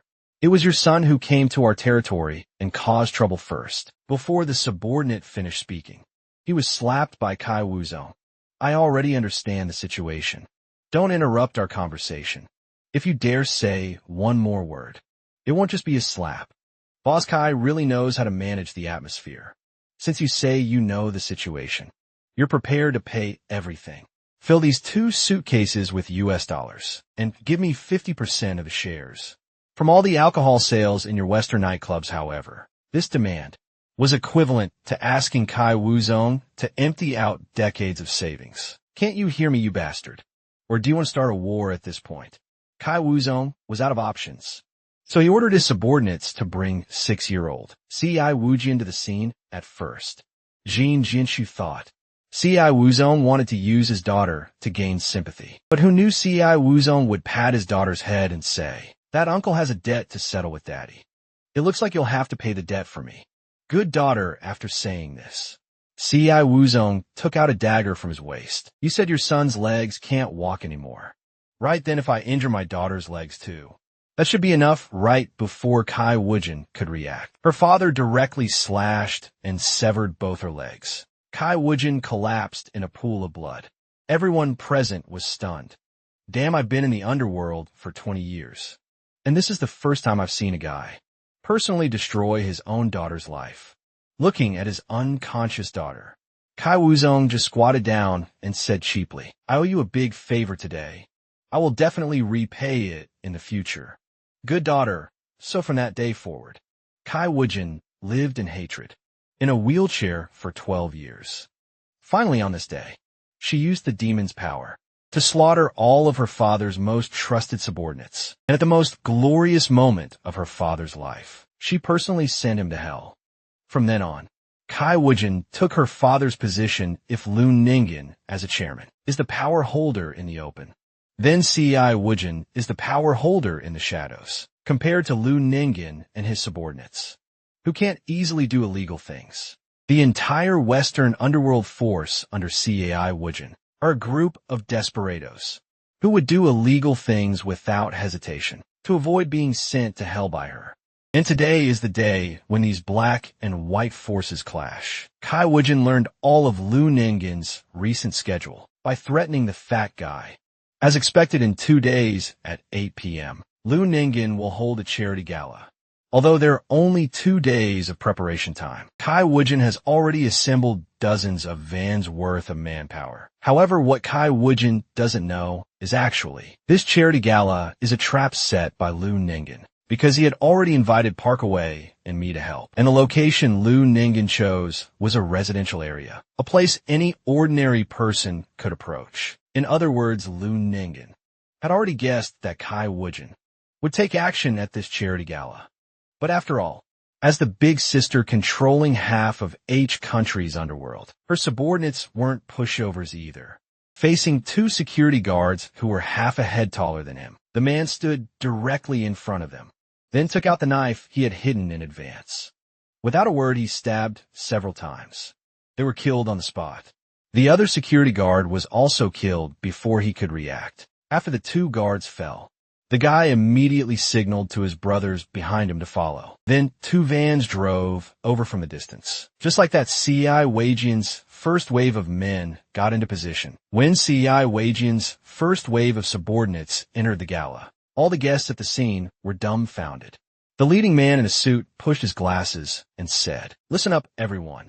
Those unrelated to Lun and gang should go stand against the wall. We'll consider anyone who doesn't immediately comply as resisting." But seeing that everyone still seemed confused and motionless, the suited man actually raised his weapon and jumped up, beating one guest until his head was bloody. Suddenly everyone at the gala started panicking and scattering. Lu Ningen, feeling something was wrong, was about to turn and leave, but was stopped by the suited man. So you're here at this moment." Only Lu Ningen remained among all the guests in the gala plaza. "Oh no, looks like I've been discovered. I was hoping to slip away quietly." Seeing Lu Ningen surrender voluntarily, the suited man used his walkie-talkie to ask Kai Wujin found Lu Ningen. "Should I bring him over? How do you want to handle this? Kill him directly at this moment." Kai Wujin's demon asked, "Aren't you planning to send Lu Ningen to hell?" Didn't Lucifer say this is a death game? There's more than one way to eliminate someone. It doesn't have to be sending them to hell. If I go out to personally send him to hell, it would only increase the risk. Besides, didn't that fat guy say? Lu Ningen's team also has a hell user called Jiajika. Maybe the moment I enter the scene, I'll be targeted by that guy. I really don't know whether to call you meticulous or cruel, but woman, I am a demon. I want to see humans being sent to hell. Hello, Bingbo. You don't need to worry about this. As long as this death game ends, including those organization members who stood by and watched when my legs were cut, I'll send a whole bunch of people to hell. Meanwhile, Parkaway and I were crouched against the wall, waiting for an opportunity. Although we wanted to help Lu Ningen, there were simply too many opponents. 12 people couldn't possibly be sent to hell all at once. But given Lu Ningen's way of doing things, how could he not have prepared a backup plan? I heard him say in a low voice to everyone. The actors seemed to have all entered the stage. "So let's begin then." He snapped his fingers. "Begin what? Lu Ningen, have you gone crazy?" However, just as the man finished speaking, several guests who had been crouching against the wall suddenly turned around with weapons. It turned out they were all bodyguards Lu Ningen had planted in advance, just in case the situation was suddenly reversed. Lu Ningen's people surrounded all of CI Weijuan subordinates. This black and white war erupted instantly. The suited man, who had been most aggressive, was directly beaten into a fool with a club. Although Lu Ningen had temporarily taken the lead with this move, Kai Wujin wasn't brainless either. She immediately ordered groups 3 and 4 of her subordinates to enter. Just like that, 2 black cars responded to the call. Dozens of Kai Wujin's men joined the battle. Seeing this, Luo Nangun turned and walked into the villa behind him. On the other side, Kai Wujin decided to take direct action. "Demon Jelabingbo, as long as you can kill Lu Ningen, I will definitely make you the true master of hell." Hearing this, Jelabingbo didn't hesitate. He immediately got out of the car, ready to enter the battle. Jelabingbo is a demon without a body, but can possess humans and can directly control human bodies. At this moment, one of Lu Ningen's bodyguards targeted Jelabingbo, but after hitting him with a club, Jelabingbo just said quietly, "Then let me borrow your body for a while." After saying this, Jelabingbo turned into a cloud of black smoke and floated directly toward the bodyguard behind him. In just this instant, Jelabingbo had completed the possession. Wow, this is great. Much better than the previous body. Then relying on this body, Jelabingbo directly cut through Leo Ningen's bodyguard team. This operation left all the subordinates stunned. You guys don't just stand there watching the show. Hurry up and take advantage of this moment to go into the villa and catch Lu Ningen. With Jelabingbo's command, all the subordinates immediately rushed toward the villa entrance. 3 hotheads directly rammed the villa door simultaneously. Then other subordinates swarmed in. At this point, the leading boss started assigning tasks. Everyone form pairs and start searching. No one leaves until we kill Lu Ningen. After saying this, all the subordinates hurriedly took action. But Lu Ningen's villa was too big. They could only slowly search from places where people could hide. So this guy opened a wardrobe. Little did he know Jajika was hiding inside, and her hell key had already met the activation conditions before the guy could react. He was sent to hell after a flash of green light. Then several more flashes of green light appeared in the villa. The reason Jajika could open the violation hell in Lu Ningen's villa was because Lu Ningen had prepared. Days ago, he had added Jajika's name to the villa's property deed, and before the charity gala, Lu Ningen had deliberately let Jajika direct workers to renovate the villa, specifically creating many secret passages and hiding places. So now Lu Ningen's house could be said to have become Jajika's slaughter factory. As long as she saw Kai Wujin's subordinates, she could directly open the violation hell. After noticing that her subordinates were constantly losing contact, Kai Wujin finally realized something was wrong. She hurriedly ordered her subordinates, still alive in the villa, to retreat to the plaza just like that. The situation temporarily reached a stalemate, because now not only was Kai Wujin afraid to make a move, Lu Ningen was the same after all. From beginning to end, he had never seen Cai Wujin appear, so neither of them dared to act rashly. At this moment, the only people who could break this stalemate were Park Away, and I at this time.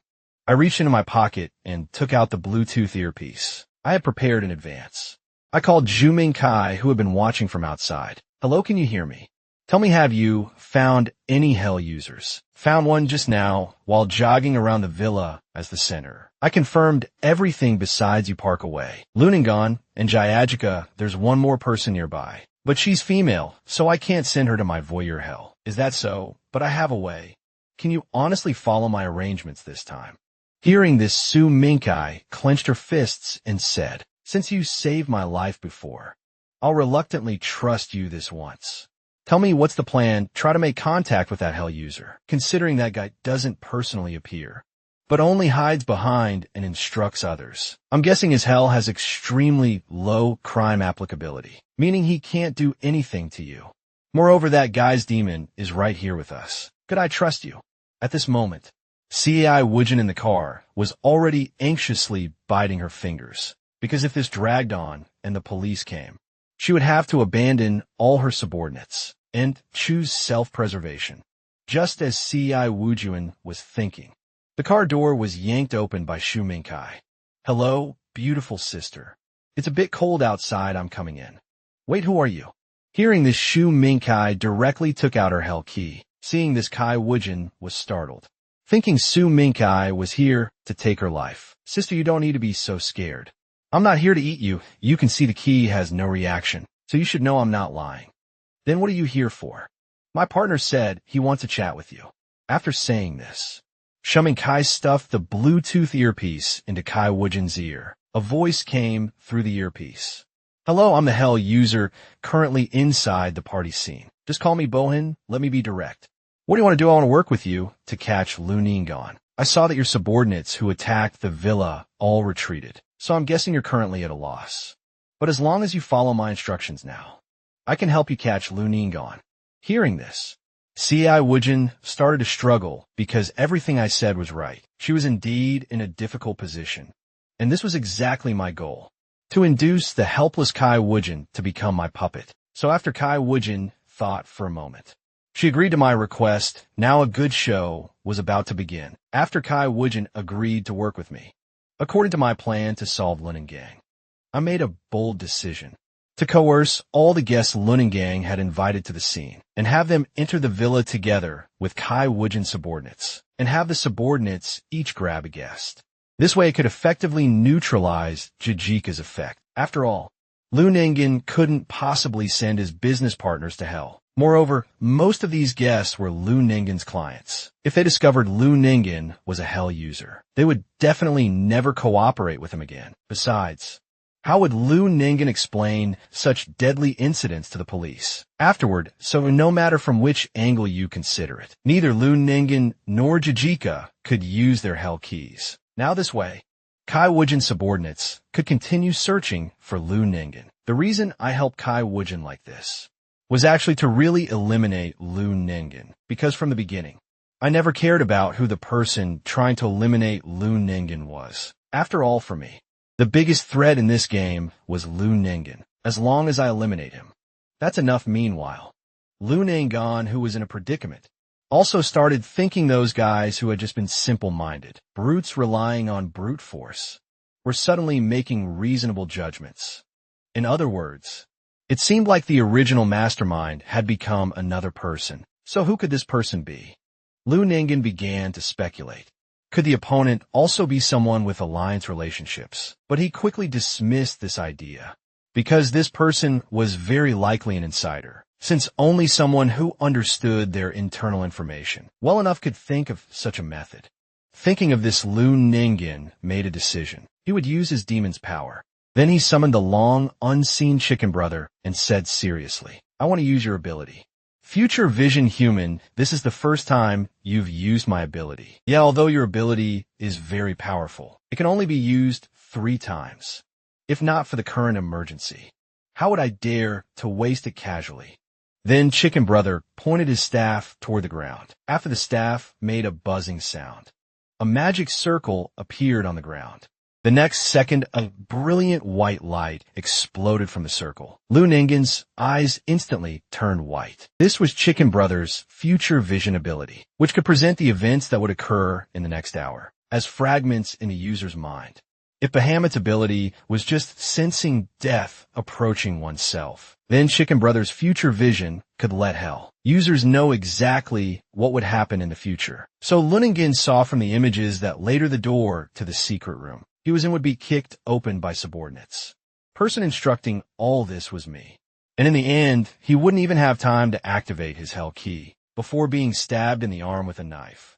At the same time, the hell key would be snatched away by me. Then he would be stabbed multiple times by subordinates until he died miserably in the secret room. After seeing all this, Lu Ningen was already furious. He wanted to tear me apart face to face. So Lu Ningen immediately ordered Jijika to stop worrying about the guests and send me to hell right now. But Jijika said this wouldn't work, because I was specifically invited by Lu Ningen to help, so I didn't count as an intruder. At this moment, Lu Ningen was confused. He couldn't figure out from which step I had started calculating against him. Even less could he figure out from which step he had fallen into my trap. But actually, my plan wasn't that detailed at all. It was just because I had reliable teammates. Without the help of Parko Wei and Shuim and Kai, I couldn't have pushed Lin Engen to this point. At this moment, the furious Lin Engen was already trembling with anger. He thought that since Jijika couldn't send me to hell, he would personally take action to eliminate me. So he ordered Jijika to stop, considering the guests' feelings from now on, and send all of Kai Wujin's subordinates to hell, hearing that she could do bad things. Jayajika immediately became excited. She first had her demon Jin Ji disguise someone as Lu Ningen, then specifically had him run in front of the subordinates to create a false impression. Just like that, several simple-minded subordinates immediately chased after him. Then Genji LED them to a corner of the villa. When the subordinates caught up, they discovered Jiyajika was already holding up her hell key, waiting for them while Jiyajika was attracting firepower. Lu Ningen also began to move. Chicken Brother was puzzled by Lu Ningen's rash decision to leave the secret room. Chicken Brother asked in confusion, "Lu Ningen, you should have a plan, right? If you do, tell me. I can't figure out why you want to go outside, because I want to eliminate that four-eyed brat. He's the first person who dared to play with me like this. So how do you plan to do it?" Hearing this, Lu Ningen took out his hell key and explained, "Don't you understand, Chicken Brother? I have the ability to foresee the future, but that guy can, in other words. That guy is very incompetent, and don't question my actions anymore. Chicken Brother, because that makes you seem incompetent too." But the reason Lu Ningen suddenly became so irrational was actually due to his inferiority complex. He really hated when others got ahead of him. This goes back to Lu Ningen's childhood, growing up with his grandmother. He had a dream of becoming a boss and making lots and lots of money because he wanted to pay off his father's debts, so his father wouldn't have to keep hiding from creditors. When his grandmother heard that Lu Ningen wanted to make money, for this purpose, she patted Lu Ningen's head and said, "Silly child, besides money and fame, There are things more valuable than those in this world. There are many things in this world that money can't buy. So you must remember not to be like your father, always thinking about getting rich quick and going down the wrong path, only to lose everything in the end. However, little did grandmother know that these well-meaning words would later be considered nonsense by Lun Gong later. When Lun Gong accompanied his grandmother to the hospital, she was diagnosed with a disease requiring surgery. But the surgery cost an astronomical 170,000 yuan. Grandmother immediately shook her head and decided to give up treatment. So after returning home, grandmother stayed bedridden, passed away less than a week later. What was even more tragic was that after Lu Ningen had his grandmother cremated at the funeral home, he couldn't pay the various procedure fees. The director actually planned to take away grandmother's ashes. Seeing this, Lu Ningen used all his strength to try to hold on to the box, but accidentally dropped it, causing grandmother's ashes to scatter all over the ground. From that day on, Lonigan began to change when he was at school and had nothing to eat. He would only eat instant noodles donated by classmates. With no home, he lived on the rooftop. But living there, he was most afraid of rainy days because when it rained, he would get soaked later. When Lu Ningen was working, he put up a piece of paper on the wall with the words, "Don't let others look down on you." This phrase always motivated Lu Ningen. Even if he worked late into the night until his nose bled, he wouldn't stop. He worked very hard to climb up until he finally reached his current position. Through effort, Lu Ningen became cold-blooded again. When the neighboring company boss's son specifically came to ask him for a loan, he directly kicked him away because Lu Ningen deeply hated those people who were clearly incompetent but climbed above him early. Due to birth or luck, he believed these wastes should all die. And coincidentally, that afternoon, Lu Ningen met Chicken Brother Human. Don't you want to eliminate those people you hate? From that day on, Lu Ningen's incompetence hell was established. Back to the present, Lu Ningen had already found me. As soon as he saw me, he cursed, "You little bastard. How dare you play with me today? I must make you pay a huge price for this." The reason he was so confident he could 100% eliminate me was because he had two certainties. First, Lunigan was very certain I had no way to send him to hell, because he believed my hell had extremely low crime applicability, whether it was the previous Giga strategy, or when I coincidentally met him at the hospital, or even during this charity gala. In all these situations where I could lose my life at any moment, I had never once used my hell key.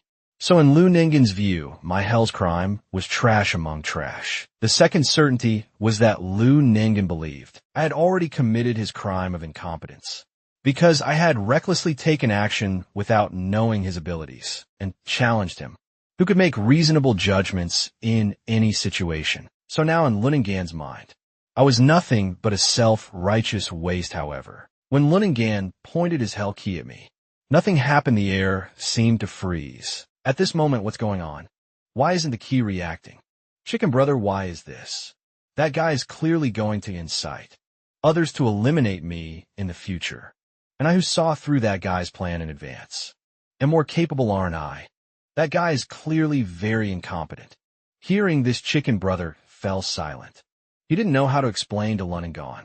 At this moment, mocking laughter came from behind Luningan. Ha! Luningan, did you see the future? This ability is indeed very powerful. But when you approach me, I didn't sense the aura of death. That means I won't die by your hand. You know, whether someone is guilty depends on human behavior. But just imagining, eliminating someone once constitutes a crime of harm. Moreover, the events that were supposed to happen in the future have now been reversed by you. So I cannot constitute a crime. Besides, even if you saw that I would commit crimes, you've already turned those things into events that won't happen. Luningan, it seems you've never properly used the demon's power. Hearing this, Luningan was stunned on the spot because everything I said was right. After all, the Chicken Brother's ability can only be used 3 times within a year. So Lu Ningen had been very precious about it for the final battle, and today was still his first time using this ability. But Lu Ningen, whose underwear had been completely seen through, was still being stubborn. So what? You can't send me to hell either. However, the next second, Lu Ningen was slapped in the face. My hell key had already reacted and I didn't hesitate. I directly turned the key and opened a betrayal hell. Seeing this, Lu Ningen still wanted to escape, but the gates of hell had already opened behind him. Before dying, Lu Ningen shouted unwillingly, "This is impossible. I clearly made the best choice every time." Hey, that's exactly why you're going to die. Because you, with your short-sightedness, could only see the best choice in front of you. And you betraying me should be a matter of course. Right as soon as I finished speaking, countless tentacles emerged from within the gates of hell and went straight after Lu Ningen. Before Lu Ningen could even react, countless tentacles had already wrapped around him tightly. Just like that, Lu Ningen was successfully sent to hell by me. And the moment the gates of hell closed, the chicken brother also began to gradually disappear. Well done, human. Although the biggest trouble has been resolved, now is not the time to celebrate, because this charity dinner still needs some cleanup work. The guests invited by Human Han and the members of Kai Wujin's violent organization, as well as Gagaka and Parkaway. The situation involving them hasn't been resolved yet, so I must put on another act for this. I first used my hand to scratch my throat, to deliberately make my voice sound deeper. Then I called the police station. Help me. The underworld has broken into a private party scene and killed people. Hearing this, the police officer on the phone quickly asked me for the detailed address. And the reason I worked so hard to deceive the police, to do the cleanup work, had 3 reasons in total. The first was to quickly sort out the current chaotic situation, to disrupt Kai Wujin and Gagaka's subsequent plans in advance. The second reason was to reduce Kai Wujin's violent organization members here. After the police's 2.5 minutes of joint siege, almost all of Kai Wujin's subordinates were caught. Of course, the guy possessed by Jellyabimbo was the same. But at this time, Jellyabimbo suddenly started to resist. Through his ability to possess human bodies, he directly transferred to the police officer who was escorting him. After a series of convulsions from the police officer, Lu Binbo successfully took over the police officer's body. But what he was most worried about now wasn't the caught subordinates in front of him, but Kai Wujin's safety. Thinking of this, he hurriedly ran toward the car where Kai Wujin was. And this scene was perfectly captured by the surveillance cameras under my watch. So I immediately notified Su Ming Kai to leave Kai Wujin. Then Su Ming Kai removed the Bluetooth earpiece from Kai Wujin's ear. Before leaving, she specifically told Kai Wujin, "Lu Ningen has been taken care of.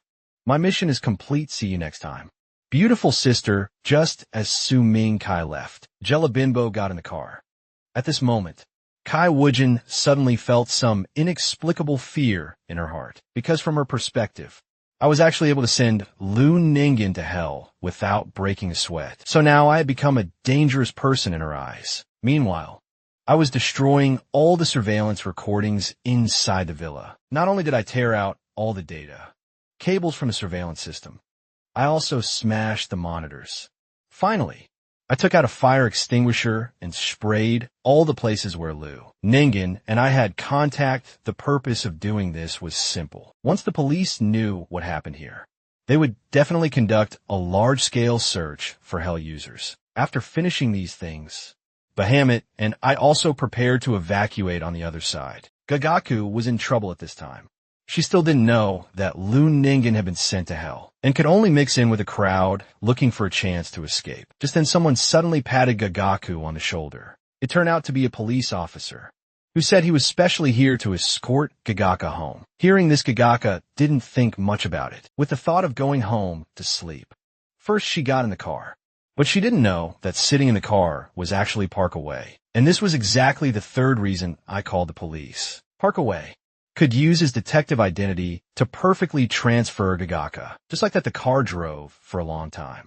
Only then did Gagaka realize this didn't seem like the way home. When she looked carefully at the driver, she realized she had been completely fooled. She remembered Lu Ningen telling her that this red-haired detective was also a hell user. So Gagaka felt more and more that something was wrong. She simply planned to jump out of the car and escape, while Parkaway wasn't paying attention, but found that the car door wouldn't open, no matter what. At this time, Parkaway laughed. Do you think a police car is a taxi where you can just open the door? Anytime, sit tight. Hearing this, Gagaka was very unconvinced and wanted to use opening the gates of hell to force Parkaway to stop. Go ahead and open it then. Little girl, this game has entered the second half. Do you think that kind of threat works on me? If you don't want to open it, then I'll open it. You don't think that after sending so many people to hell, you're completely innocent? Do you if you want to live a little longer? Shut up and sit tight if you dare to make trouble again. I'll send you to hell immediately. Having no choice, Gagaka had to compromise. Later, at a guest house several kilometers away, Parkaway stopped the car, and I had been waiting there for a long time. Now it was time to deal with Gagaka. When Parkaway opened the car door, Gagaka flew straight out from inside, immediately knelt on the ground, begging me not to kill her, and said that as long as I didn't kill her, she would do anything. Then I adjusted my tone and squatted down. Said to Gaga, you should also know that Lu Ningan went to hell, right? If you still want to live, you need to prove your usefulness, yes. I planned to temporarily use Gagaka. After all her violation, hell was perfect for defense, and her demon, Genji, could not only be used to confuse enemies in the future, but also to create the perfect fake death phenomenon. So just like that, Gagaka temporarily became my tool on the other side. On a high-rise building near Lu Ningan's cocktail party, a demon was watching below Jenny. The police are here, looks like it's over. In front of her, a girl wearing a hat was fiddling with an easel. My dear partner, upper-class demon Sumama. Who do you think won? Jenny was exactly the foreigner that Su Ming Kai had observed before. It should be Lu Ningan who lost. Although he was said to be the strongest competitor before, if he had won, he wouldn't have called the police, because even if cleanup was needed, he would have found a security company, not chosen this method that could easily expose his secrets. So did that gang lady boss win? No, if it were her. Her own people definitely wouldn't be abandoned like now. While she escapes, so would a third party. Oh, Jenny, you're really smart, so our target is him. After all, he's such a strong person. That's right before that guy messes up the situation I've set up. Let's send him to hell in a room. Zhong, she was currently curled up on the ground. I know you're covered in wounds right now, but hiding at home like this isn't a solution. I'm tired of it, whether it's Lu Ningan or the organization. Look at me now. I have to hide in my room and order takeout. I signed a contract with you because I hated those colleagues at the company. This isn't the life I wanted. Faced with Zhong Xia, who had completely lost his fighting spirit, his contracted demon, was now also helpless about the choice he had made. Back then, the sound of a doorbell interrupted their argument. Zhong Xia thought it was takeout and shouted to just leave it outside the door. But the doorbell kept ringing more frequently. Damn it, can't you understand human language? I already said to leave it outside the door. But when the door opened, a shocking scene appeared. Standing in front of him was actually a child and a demon. Hi, hello there. I'm Song Mingyu with this. All 12 Hell users have assembled. After the end of Lu Ningan's strategy battle, the Blood War fell into unprecedented peace. Parkaway worked as usual every day, even dozing off at work. Gagaka and her demon Genji were comfortable and at ease. At my house, Su Mingkai went out daily to search for Hell users. Song Mingyu went to school every day like an ordinary child. Kai Wujin continued her black industry business. Jenny was still carrying out her unknown schemes, and I exercised and ran every day. The reason it became like this was because no strong players appeared who could shake up the situation, although it's easier to target others. Weaknesses when many players exist. As the game progressed to this point, everyone had gradually become familiar with and understood the rules of this game. They also understood the principle that being reckless would make them targets for others. In other words, the current situation could be summarized in one word. Stalemate. Lucifer, observing the situation, felt a wave of boredom. A figure gradually appeared behind Lucifer. Haven't you already anticipated part of this? Lord Lucifer, the one who appeared, was exactly Lucifer's assistant. The ultimate demon Tamago. Wall games with many players are like this. Not only do alliances always appear, but there's also a tendency to only want to maintain the balance of power. Recalling the death game I participated in 700 years ago, it wasn't like this. The tension where you couldn't relax your guard for a moment. The unhesitating killing, that's what Lucifer expected. Then you can come up with a way to break the deadlock. Please summon that human and let this game fall into a fierce state. The human who is the core of the alliance. was persisting in physical training. Human, you've been jogging whenever you have time lately. Don't you feel tired? It was this extra stamina that saved my life. When I encountered the man-eating demon, I don't know what kind of hell users I'll encounter in the future, or what kind of demons with what abilities. So this is the only thing I could do right now. Well, I don't know whether to call you diligent or cautious. Speaking of which, how's the situation inside hell? Are any of the guys we send and try to escape? Of course, they're especially Lun and Gone. But you and I both know, the hell you designed has no escape route at all. After all, you're an excellent genius designer. There's not even a sign of it being breached. So you don't need to worry. No matter who it is, no one can escape. So now, human, let me ask you another question. How long do you plan to maintain this alliance? We've reached the mid-game now. Maintaining the alliance is no longer possible, and if emotions develop, it becomes even more troublesome. Those guys might even prioritize eliminating you. That bomb-at, don't worry. I'll decide this matter since you're my partner. Choose to trust me, I trust you. Of course, but don't let me disappear because of your human emotions. Just as the two were looking only at each other, wisp of smoke suddenly appeared beside them. Both looked over simultaneously. A demon wearing a top hat, dressed in a suit, and wearing a crow mask appeared before them. It was Tamago Wall. Hello. Supreme Demon Bahamut and Human Tamago Wall. What are you doing here? I'm here to inform you of something. Lord Lucifer wants to see you. After saying this, Tamago Wall waved his hand. A purple magic circle instantly appeared under my and Bahamut's feet. Before we could react, we had already been teleported in front of Lucifer. Seeing this, Bahamut immediately knelt down. Lucifer said seriously, "The human you chose is really excellent. Actually uniting 4 hell users together. Lord Lucifer, you flatter me. I'm not praising you. You actually turned the Death Passion game into a team game, so I must give you a small punishment." Lucifer snapped his fingers.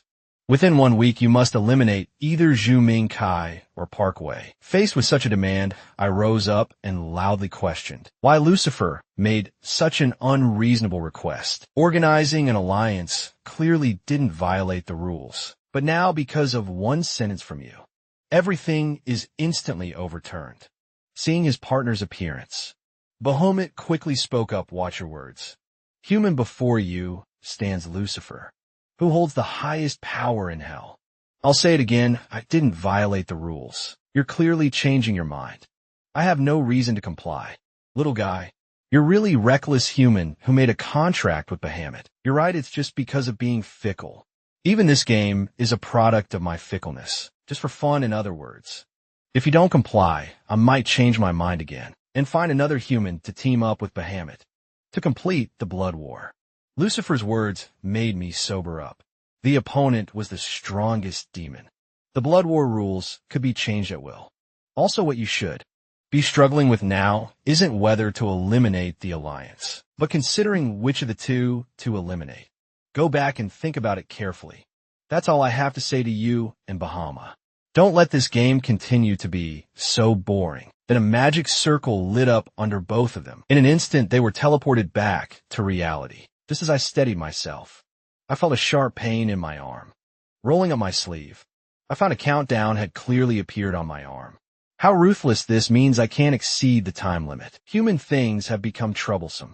When we see the timer, it means this matter is non-negotiable. On the way home, I fell into deep thought.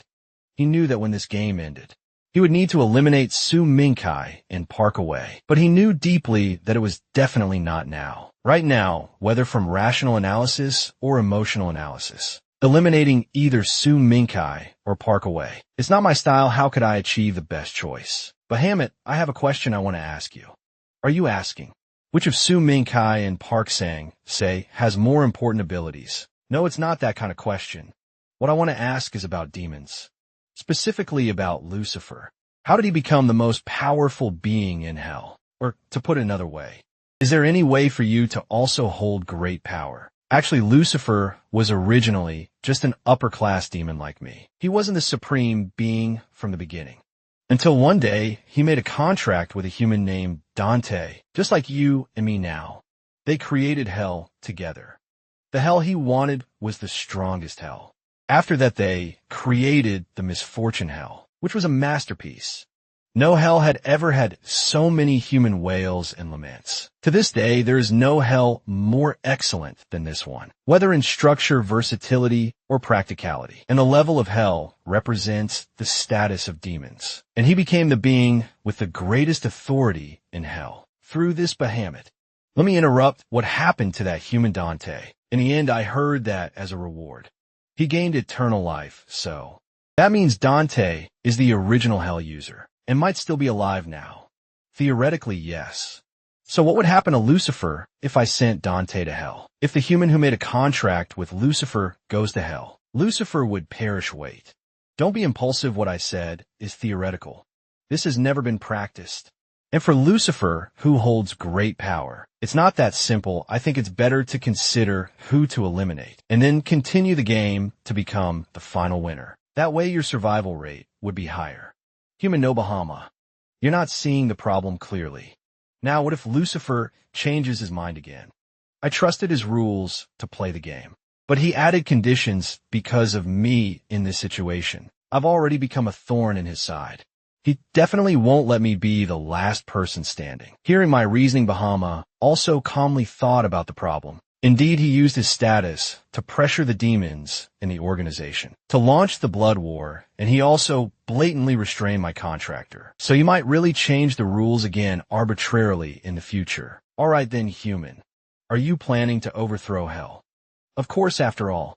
Only with success is the survival rate 100% behemoth. To achieve our goal, I still have a few details I need to ask you first. Is Lucifer really omniscient and omnipotent? Of course, after all. He's the one with real power in hell.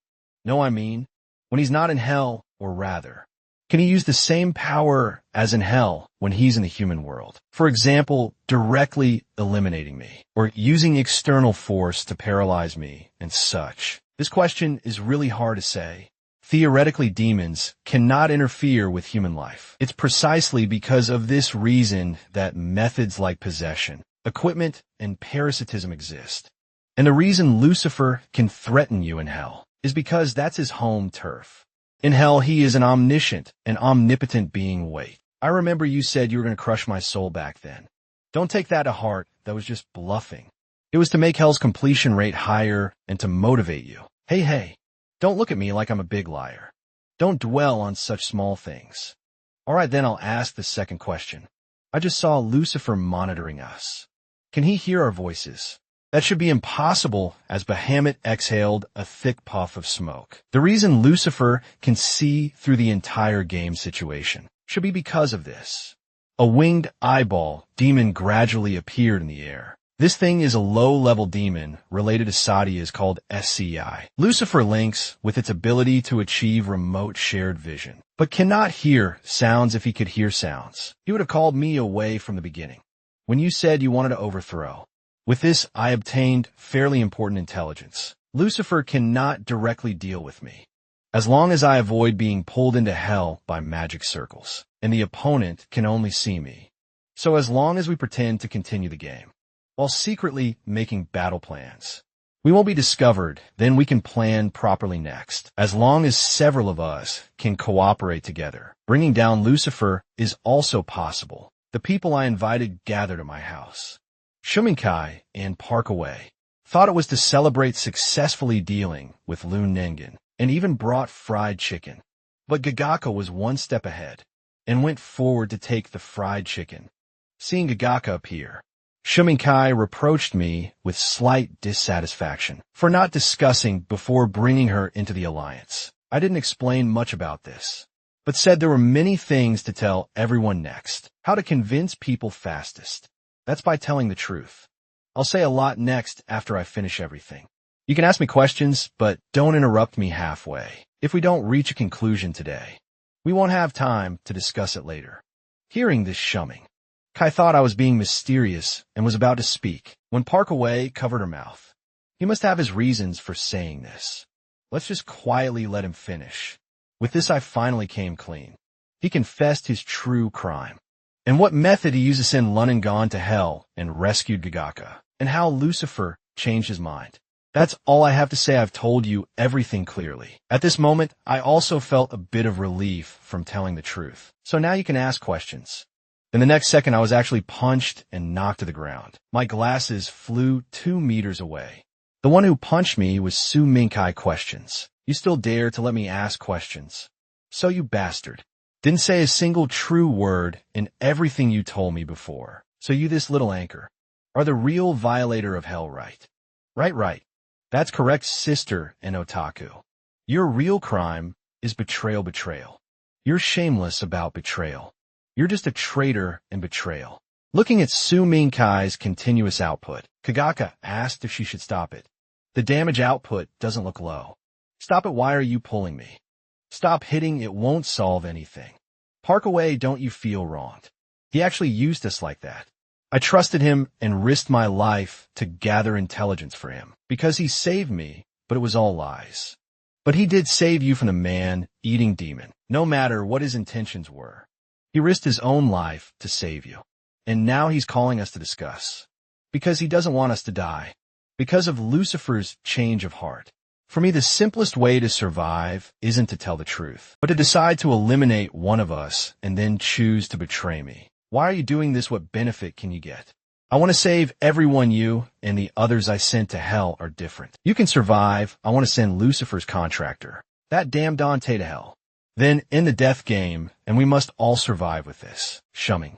Kai and Parkaway once again showed the trusting smiles of companions. And little anchor Gagaka also asked, does that include me too? Of course. We're allies before talking about Dante. I need to clarify 2 issues first. First, we're still in the death game. Even if we make a perfect plan and luckily find Dante, if we're eliminated by other hell users, before executing the plan, we're still out. Lucifer monitors us whenever he has time. Apart from participating in the game, we can't make any ostentatious moves, meaning we can't take actions related to the overthrow plan. Wait. If we don't take any action, what can we do? Other hell users will interfere. Lucifer will monitor us, so what can we do? There's a way to solve both variables at once. Besides one person investigating Dante, the other 3 need to quickly find 2 hell users and eliminate them. After that, we only need to watch out for Lucifer. But how do we deal with Lucifer's surveillance?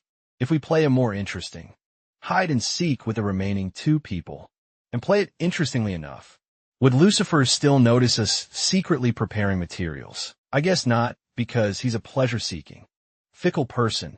Although the remaining time to fight other hell users is important, but finding Dante is more important. Therefore, Su Mingkai, your role is very important. Help us find Dante, we'll act as bait, fighting other hell users, to ensure Su Mingkai can complete her mission smoothly. What do you all think of this general plan? The plan is fine, but I don't know if it can be realized. As long as it's a problem assigned to me, I'll definitely complete it with all my strength. I have to say the relationship between Su Mingkai and me seems to be getting more and more ambiguous. You once saved my life, so I'll entrust this life to you too. With this, the battle plan against Lucifer reached consensus. Wait, who allowed you to start like this? Are you all crazy? You actually want to betray Lord Lucifer? That's right, all the demons actually appeared at this moment. The socially anxious Genji craftsman. Big-eyed sadious muscular manga. You see, it's not just me. Everyone thinks so human. Don't worry, let me handle this. At this time, Bahamut stepped forward. You're all upper-class demons. With wisdom, let me convince you with straightforward reasons. No matter what reasons, we won't betray Lord Lucifer if the blood war continues. The final result will be that Lucifer won't spare us. The game is already more than halfway through. Genji craftsman, don't you understand yet? These words immediately shocked Genji, and Bahamut continued. Although that guy is interested in leading the next generation of hell, but he's also using the current game to eliminate upper-class demons, except for one guy who can survive in the end. The rest will all perish. But it's also possible that my human survives to the end. Genji craftsman retorted unwillingly. This immediately made Gagaka panic, because she had already seen me take out the hell key. Genji craftsman, the one who survives in the end definitely won't be your human. And you too, as well. Clearly there's a way for everyone to survive. Won't you try it, or are you just going to wait to die? In the end, Lucifer has held power too long and to maintain his absolute authority. He's even forced us who worked hard for him into a desperate situation. And you upper-class demons have worse judgment than a human. Muhammad's words made the three demons look at their partners, and their partners nodded in response. Manga spoke, "This is an unprecedented action. The possibility of success is really small. A Bahamut human always manages to win against the odds. This time you must create a miracle too. I don't want to die miserably." The big-eyed, cute Sadius waved his tentacles in agreement. Just like that, humans and demons reached unprecedented consensus, and I began full-scale planning.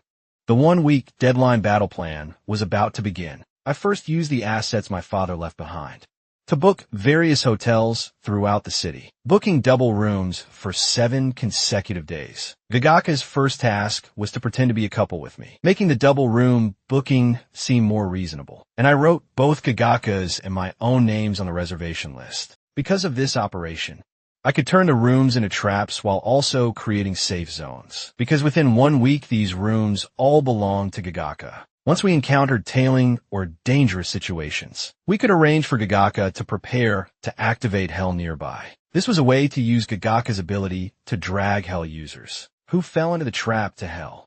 The next step was to confirm targets among the remaining 3 Hell users. One person's identity had already been grasped, and Kai Wujin's identity was most suitable for Parkaway to handle. From the many gang members caught in Lunin Gang's strategy battle, getting more information about Kai Wujin should be easy. And Shu Ming Kai, who had direct contact with Kai Weijian, also drew a reference image. Parkaway also came to where the arrested gang members were held, according to the plan, preparing to pry open their mouths with a method of making merit to atone for crimes then. Parkaway also needed to use his identity to investigate the foreigner's identity that Su Mingkai had observed. And Su Mingkai also drew some reference factors based on what she had observed at the time. For this task, Parkaway also took it on. He had juniors in both airport security and police who would help with this favor.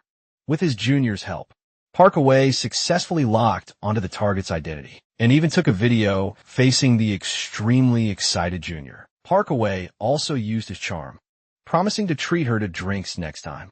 Just like that, I grasped the movements and locations of all but one of the opposing Hell users. As for the task of investigating Dante, it was completed by Su Mingkai. To let Su Mingkai complete her work better, I rented the best and safest room for her, so she could investigate freely. After doing all this, my seemingly relaxed face also held unease. Actually, I didn't know if I could complete this confrontation either, but to ensure we all survive together, I must went on the other side. Other Hell users were also making their own plans, like Death Hell's Kai Wujin, who received a phone call at this time. The caller was her demon Gala Binbo. "I've climbed to the position you mentioned. Kai Wujin, I'm now the chief of the Western Police Station." The possession ability sounds very powerful, but Kai Wujin didn't have the right to use this ability, not because she lacked ability, but because she considered the deeper consequences, the social aftermath, that would result from using this ability extensively. When the Blood War ends, there will definitely be lingering problems, because Jello Bimbo's ability only occupies the body, but cannot control thoughts. This easily leads to exposure in a short time. The reason Ci Weijian now had Jella Bimbo use possession to quickly rise in position was because most of her organization's strong members had been lost, and she had no good protection, making it impossible to ensure her survival to the end. And Jella Bimbo, who rose through possession, also couldn't maintain this long term. So she needed Jella Binbo to use his current identity to quickly find information about other Hell users. Besides this purpose, there was another: to find a suitable charge to put herself in jail. That's right.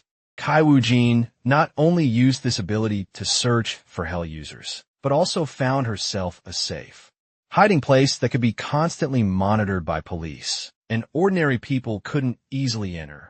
In Kai Wujin's eyes, only Parkway and police could access this place, even that guy with tracking abilities. Bong had no way to come in and catch her next. She just needed to wait for Jella Bimbo to find Hell users in his capacity as chief and track them. This was Kai Wujin's current plan. and everything was indeed as she expected. Jelabimbo used his current identity to call a meeting, ordering his subordinates to stop all current work and focus entirely on investigating missing person cases. For the objections raised by the officers below, he completely suppressed them with his authority. Although the subordinates felt the chief's orders were incredible, they didn't dare to object. After all, in their eyes, since the chief even said he would take responsibility if problems arose, there was no reason not to execute the orders. Actually, Jelabimbo also knew this disguise could last at most a week. It must be said this was indeed a perfect plan. Kai Wujin herself was in a fortress that couldn't be entered at will. Jelabimbo mobilized all the manpower of the Western Police Station to search for Hell users. It was simply the strongest combination of spear and shield, but any plan has variables. This variable might turn a perfect plan into a perfect trap. At this moment, an unexpected turn occurred. Hey, why is the Western Police Station suddenly interested in missing person cases? My supervisor asked me to bring the files. Well, I came out on field duty, thanks. I don't know why either, but right now, all the Western divisions, manpower is investigating missing person cases. Well, since I brought the stuff, I'll head out first. Remember to treat me to dinner. Just as the detective turned to leave, a figure suddenly startled him. In a solitary cell, a woman was calmly reading a book. This woman's appearance was identical to the portrait Su Mingkai had given him when she looked up. The detective quickly averted his gaze. "Senior, who's that woman locked up alone? She was arrested for violating financial laws, and we were specifically told to give her special attention." "Special attention? Who gave that order?" "From above, our boss." "Do you know this woman?" "No. I was just curious seeing a lone woman locked up by herself. I'll go now. I'll come back for the files later." After leaving, the detective hurriedly called me Yin Xingji. You might not believe this. It might even sound ridiculous. But we caught her. Caught what? The fool who got the gangs to protect her. Of course, that hell user is now locked up in detention. Isn't that magical? That evening at the Western Police Station, the officer on duty was dozing off. Suddenly, someone poked him awake. That's right, it was Parkaway and me, Senior. I'm out on surveillance duty, and I brought the files I forgot to take during the day. Let's go, let's get some fresh air outside. Have a smoke. He's a newcomer to our department. Let him help you watch for a while. There's a suspect, help keep a good watch. Just like that, Parkway successfully led the Western police officer away. At this moment, Kai Wujian didn't know danger was approaching. She only felt that the light she was reading by was suddenly blocked by something. Looking up, she saw a man wearing a hat staring at her. He said, "Do you think you're very clever?" This was indeed a good plan. Using demonic abilities to control public authority and hiding herself in a detention center where other hell users couldn't easily reach. But you're not good at calculating variables. And in the end, you handed victory to others. At this point, Kai Wujin once again recalled the fear of being dominated by Bowen. "Hello, I'm Bowen, the one who called you before." Facing this person who easily manipulated her and eliminated Lun Nengen, whom she once considered a formidable enemy, in what should have been the safest place. What could she possibly do? Acting separately from Galyabinbo, she now had no ability to resist facing Yin Xingji, who had activated the Hell Key. Rather than being dragged into hell, she'd rather end it herself. Actually, I never expected Kai Wujin to be caught this way. As for the activated Hell Key, it was actually fake. A 3D printed toy with added lighting meant to threaten her. Though crudely made, given Kai Wujin's current psychological state, she probably couldn't tell. Seeing Kai Wujin about to end herself, I quickly spoke, "Don't get excited. I have no intention of sending you to hell right now. This is just to scare you." "Scare me, of course. Your demon can possess humans, I will write. Tell me the limitations, frequency, conditions." Why should I tell you? I'll say it again. Tell me the limitations, frequency, conditions. The current Kai Wujin was a very useful trump card for me. How could I easily discard her? Seeing this, Kai Wu had no choice but to speak. The condition for use is that the possessed person must touch the body of the next person to be possessed. The limitation is that only one person can be possessed at a time, and transferring to another person requires a day's time. If forced possession occurs, The possession duration will be shortened. There's no limit on usage frequency. What luck! This is the most versatile ability among all demonic powers so far. If this ability is used to possess superiors or management, not only could I eliminate the other two hell users, in the remaining time, I might even obtain clues about Dante. So, Kai Wujin, I want to have a proper talk with you about why you participated in this absurd death game. The current situation left Kai Wujin completely at my mercy. After a brief silence, Kai Wujin said, I'm doing this to protect my hell. Your answer means there's someone very important in your hell. My father is trapped inside. The father who made me this way were the same in this regard. After I created my hell, I also dragged my father into it. Undoubtedly, this statement suddenly brought Kai Wujin and me closer. But now I'm different from you. I'm not trying to protect hell. I have someone I want to protect. I don't want to walk the path of hurting everyone. I won't hurt everyone, don't be ridiculous. This game never had a win-win ending from the start. Only one person will survive in the end. That might have been true originally. But now what if I told you I have a way to end the game? Or that I have a method to keep everyone's hell intact, while completely ending the game? If that's the case, would you accept my proposal? Does such a method really exist? At this point, I explained to Kai Wujin my additionally developed mini-game of capturing Dante within the current blood battle. Listening to my explanation, Kai Wujin understood that while the plan sounded feasible, executing it would be extremely difficult. Can you guarantee it will succeed? What happens if it fails? Of course, we all go to hell together. Don't say such absurd things here when you're not even sure of success, whether it succeeds or not. If you refuse, now you'll be dragged to hell immediately. And if during our alliance, you betray me or don't give your full effort, I'll send you to hell anytime. Miss Kai Wujin, you're smart girl. I think you'll make the right choice. The current situation might seem like a confrontation, but it's actually a one-sided crushing defeat, or more like a final conversation with a death row inmate. Does Kai Wujin have any way to escape? The answer is obviously no. All Kai Wujin can do is surrender. Later we return to the police station. With one-eye contact between me and Parkaway, the detective knew everything had succeeded.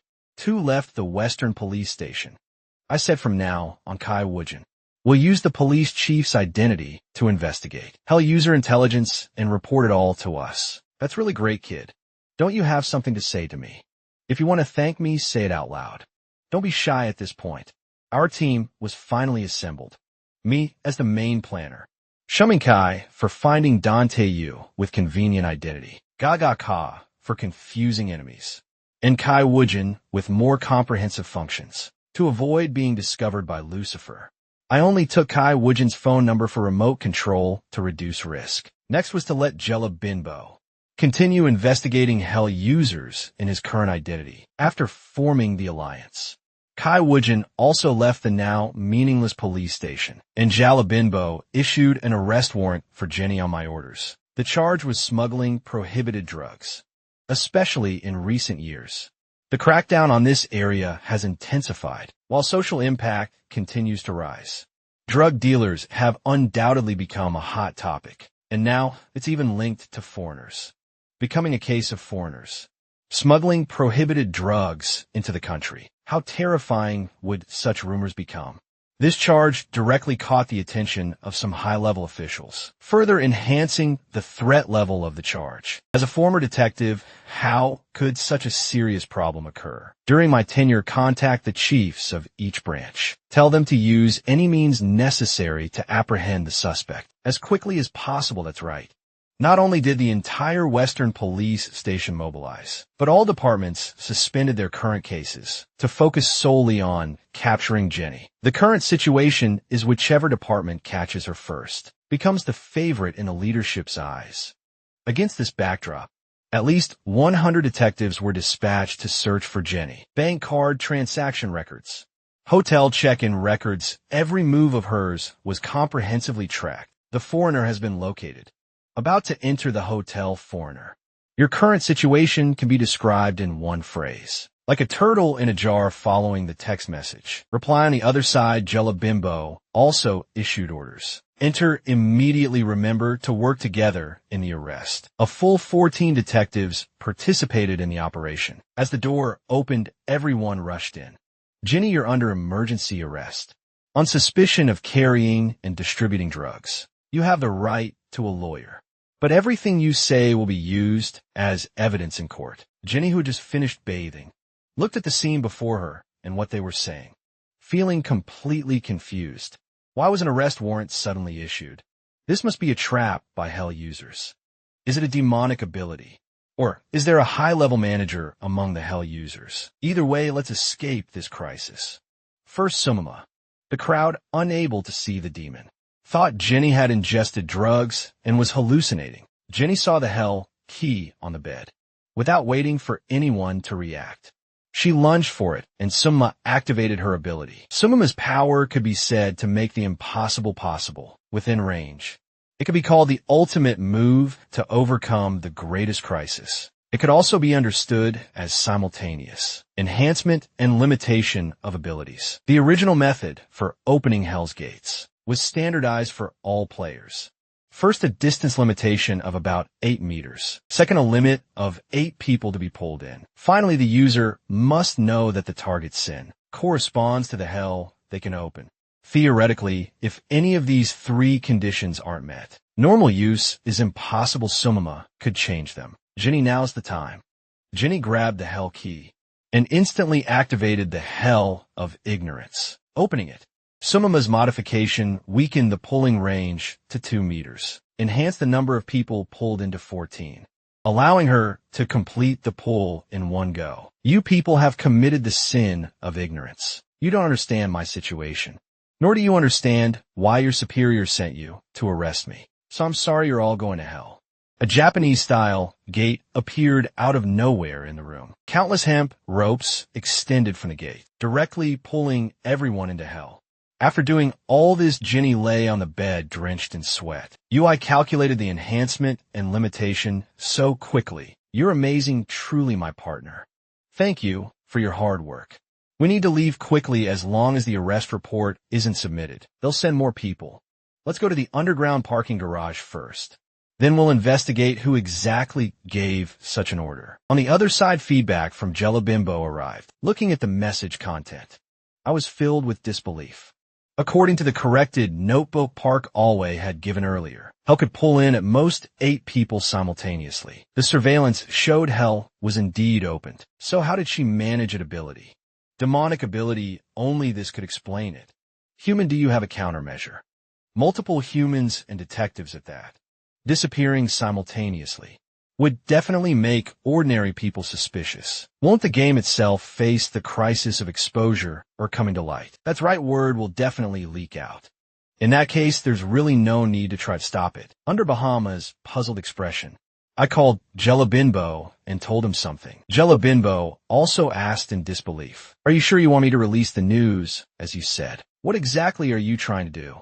My response was only that incomprehensible smile. What can't you understand human language? Just do as I said. All personnel involved in the investigation mysteriously disappeared. The cause cannot currently be determined. Surveillance analysis has begun. You don't need me to write the headline too. Do you? But why do this? Won't humans know about the death game? That's exactly what I want. Jelabimbo, tell me who will be most worried after the press conference. That would naturally be the death game players. The Hell users wait. You want to use this incident to lure out the remaining 2 Hell users. No, only one remains. Young Jong-chul is most likely already gone, if he were still alive. Lucifer wouldn't have come to me because 4 volts is a fair team battle. It's probably because losing one person created a 4 against 3 imbalance that made him so urgently want me to eliminate someone because the unbalanced game bored him. Watching me analyze like this, Baumat trembled even more. No wonder during recent meetings, he always excluded the other person, always talking about the other 3 people. It wasn't because he felt that person posed no threat, but because he analyzed that the opponent had already been eliminated. In Shinji, you're not playing a game. You're restructuring the game. In any case, this is all to lure out the other person. If the opponent knows we haven't acted. While Ginny continues to be hunted by police, then he'll definitely act personally to ensure he won't be exposed. All right, I understand. Then I'll add some information to the press conference that only Hell users can understand.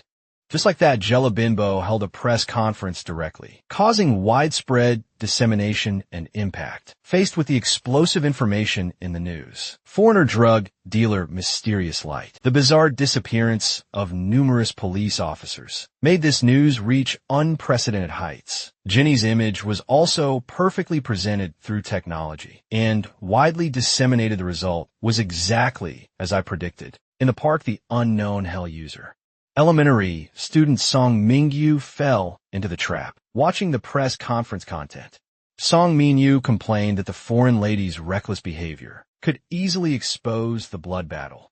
The superior demon behind him also suggested, why not just take action and eliminate her? Yeah, it's safer to just eliminate her directly. Let's catch this big idiot. Just like that, Song Mingyu began hunting Jenny. Thanks to the press conference's impact, citizens paid high attention to Jenny's whereabouts. Someone spotted her 2 hours ago. It's dusk now. She'll definitely return to her residence, so she must be nearby. Let's go now. Everything began unfolding according to my plan. Even a most perfect plan has loopholes and obstacles. Just as I was about to leave, I ran into Parkaway. Parkaway's face was twisted with rage. Without waiting for me to ask, he grabbed me directly, seizing my collar. He demanded loudly, hey, Yin Shangji, have you lost your mind, brother? What's wrong? Speak slowly. What's wrong? Don't you know you used detective to capture the foreigner? Wasn't it reported that 14 detectives went missing? Doesn't that mean they were imprisoned in hell? Why did you drag ordinary people into this? They're all seniors I've met before. All good and kind people. Do you think it's reasonable to imprison good people in hell for life? I quickly explained I didn't know they'd be imprisoned in hell either. This was completely an accident. That person did something that could expose their identity, to create an escape opportunity. The warrant was just meant as a tracking method. I never expected such a thing would happen during the arrest operation. After a brief silence, Parkaway calmed down considerably. We were both too hasty. Let's be more careful in the future. What you did was wrong. Using others as bait to survive is an act of injustice. I understand. Let's capture that foreigner ourselves. After we catch them, I'll let you personally judge them. I'm about to take action now. Though I couldn't prevent the accident, at least let's help them get revenge. Good, let's go. Let me judge them. But was this really as Yin Shangji said? Actually, I knew from the beginning that Jenny couldn't be easily arrested, and if she didn't surrender obediently, I'd use her to draw out the last Hell user. I even knew that accomplishing this would require ordinary people to sacrifice their lives, because I knew I needed to save more valuable people than myself. So I'm sorry, but besides that, I really don't care about anyone else. If I said this, you'd definitely be angry. Though your meddling nature shows you're a good person, but your heart is too soft. Since everything is now ready, let's begin the warm-up game before the Dante strategy battle.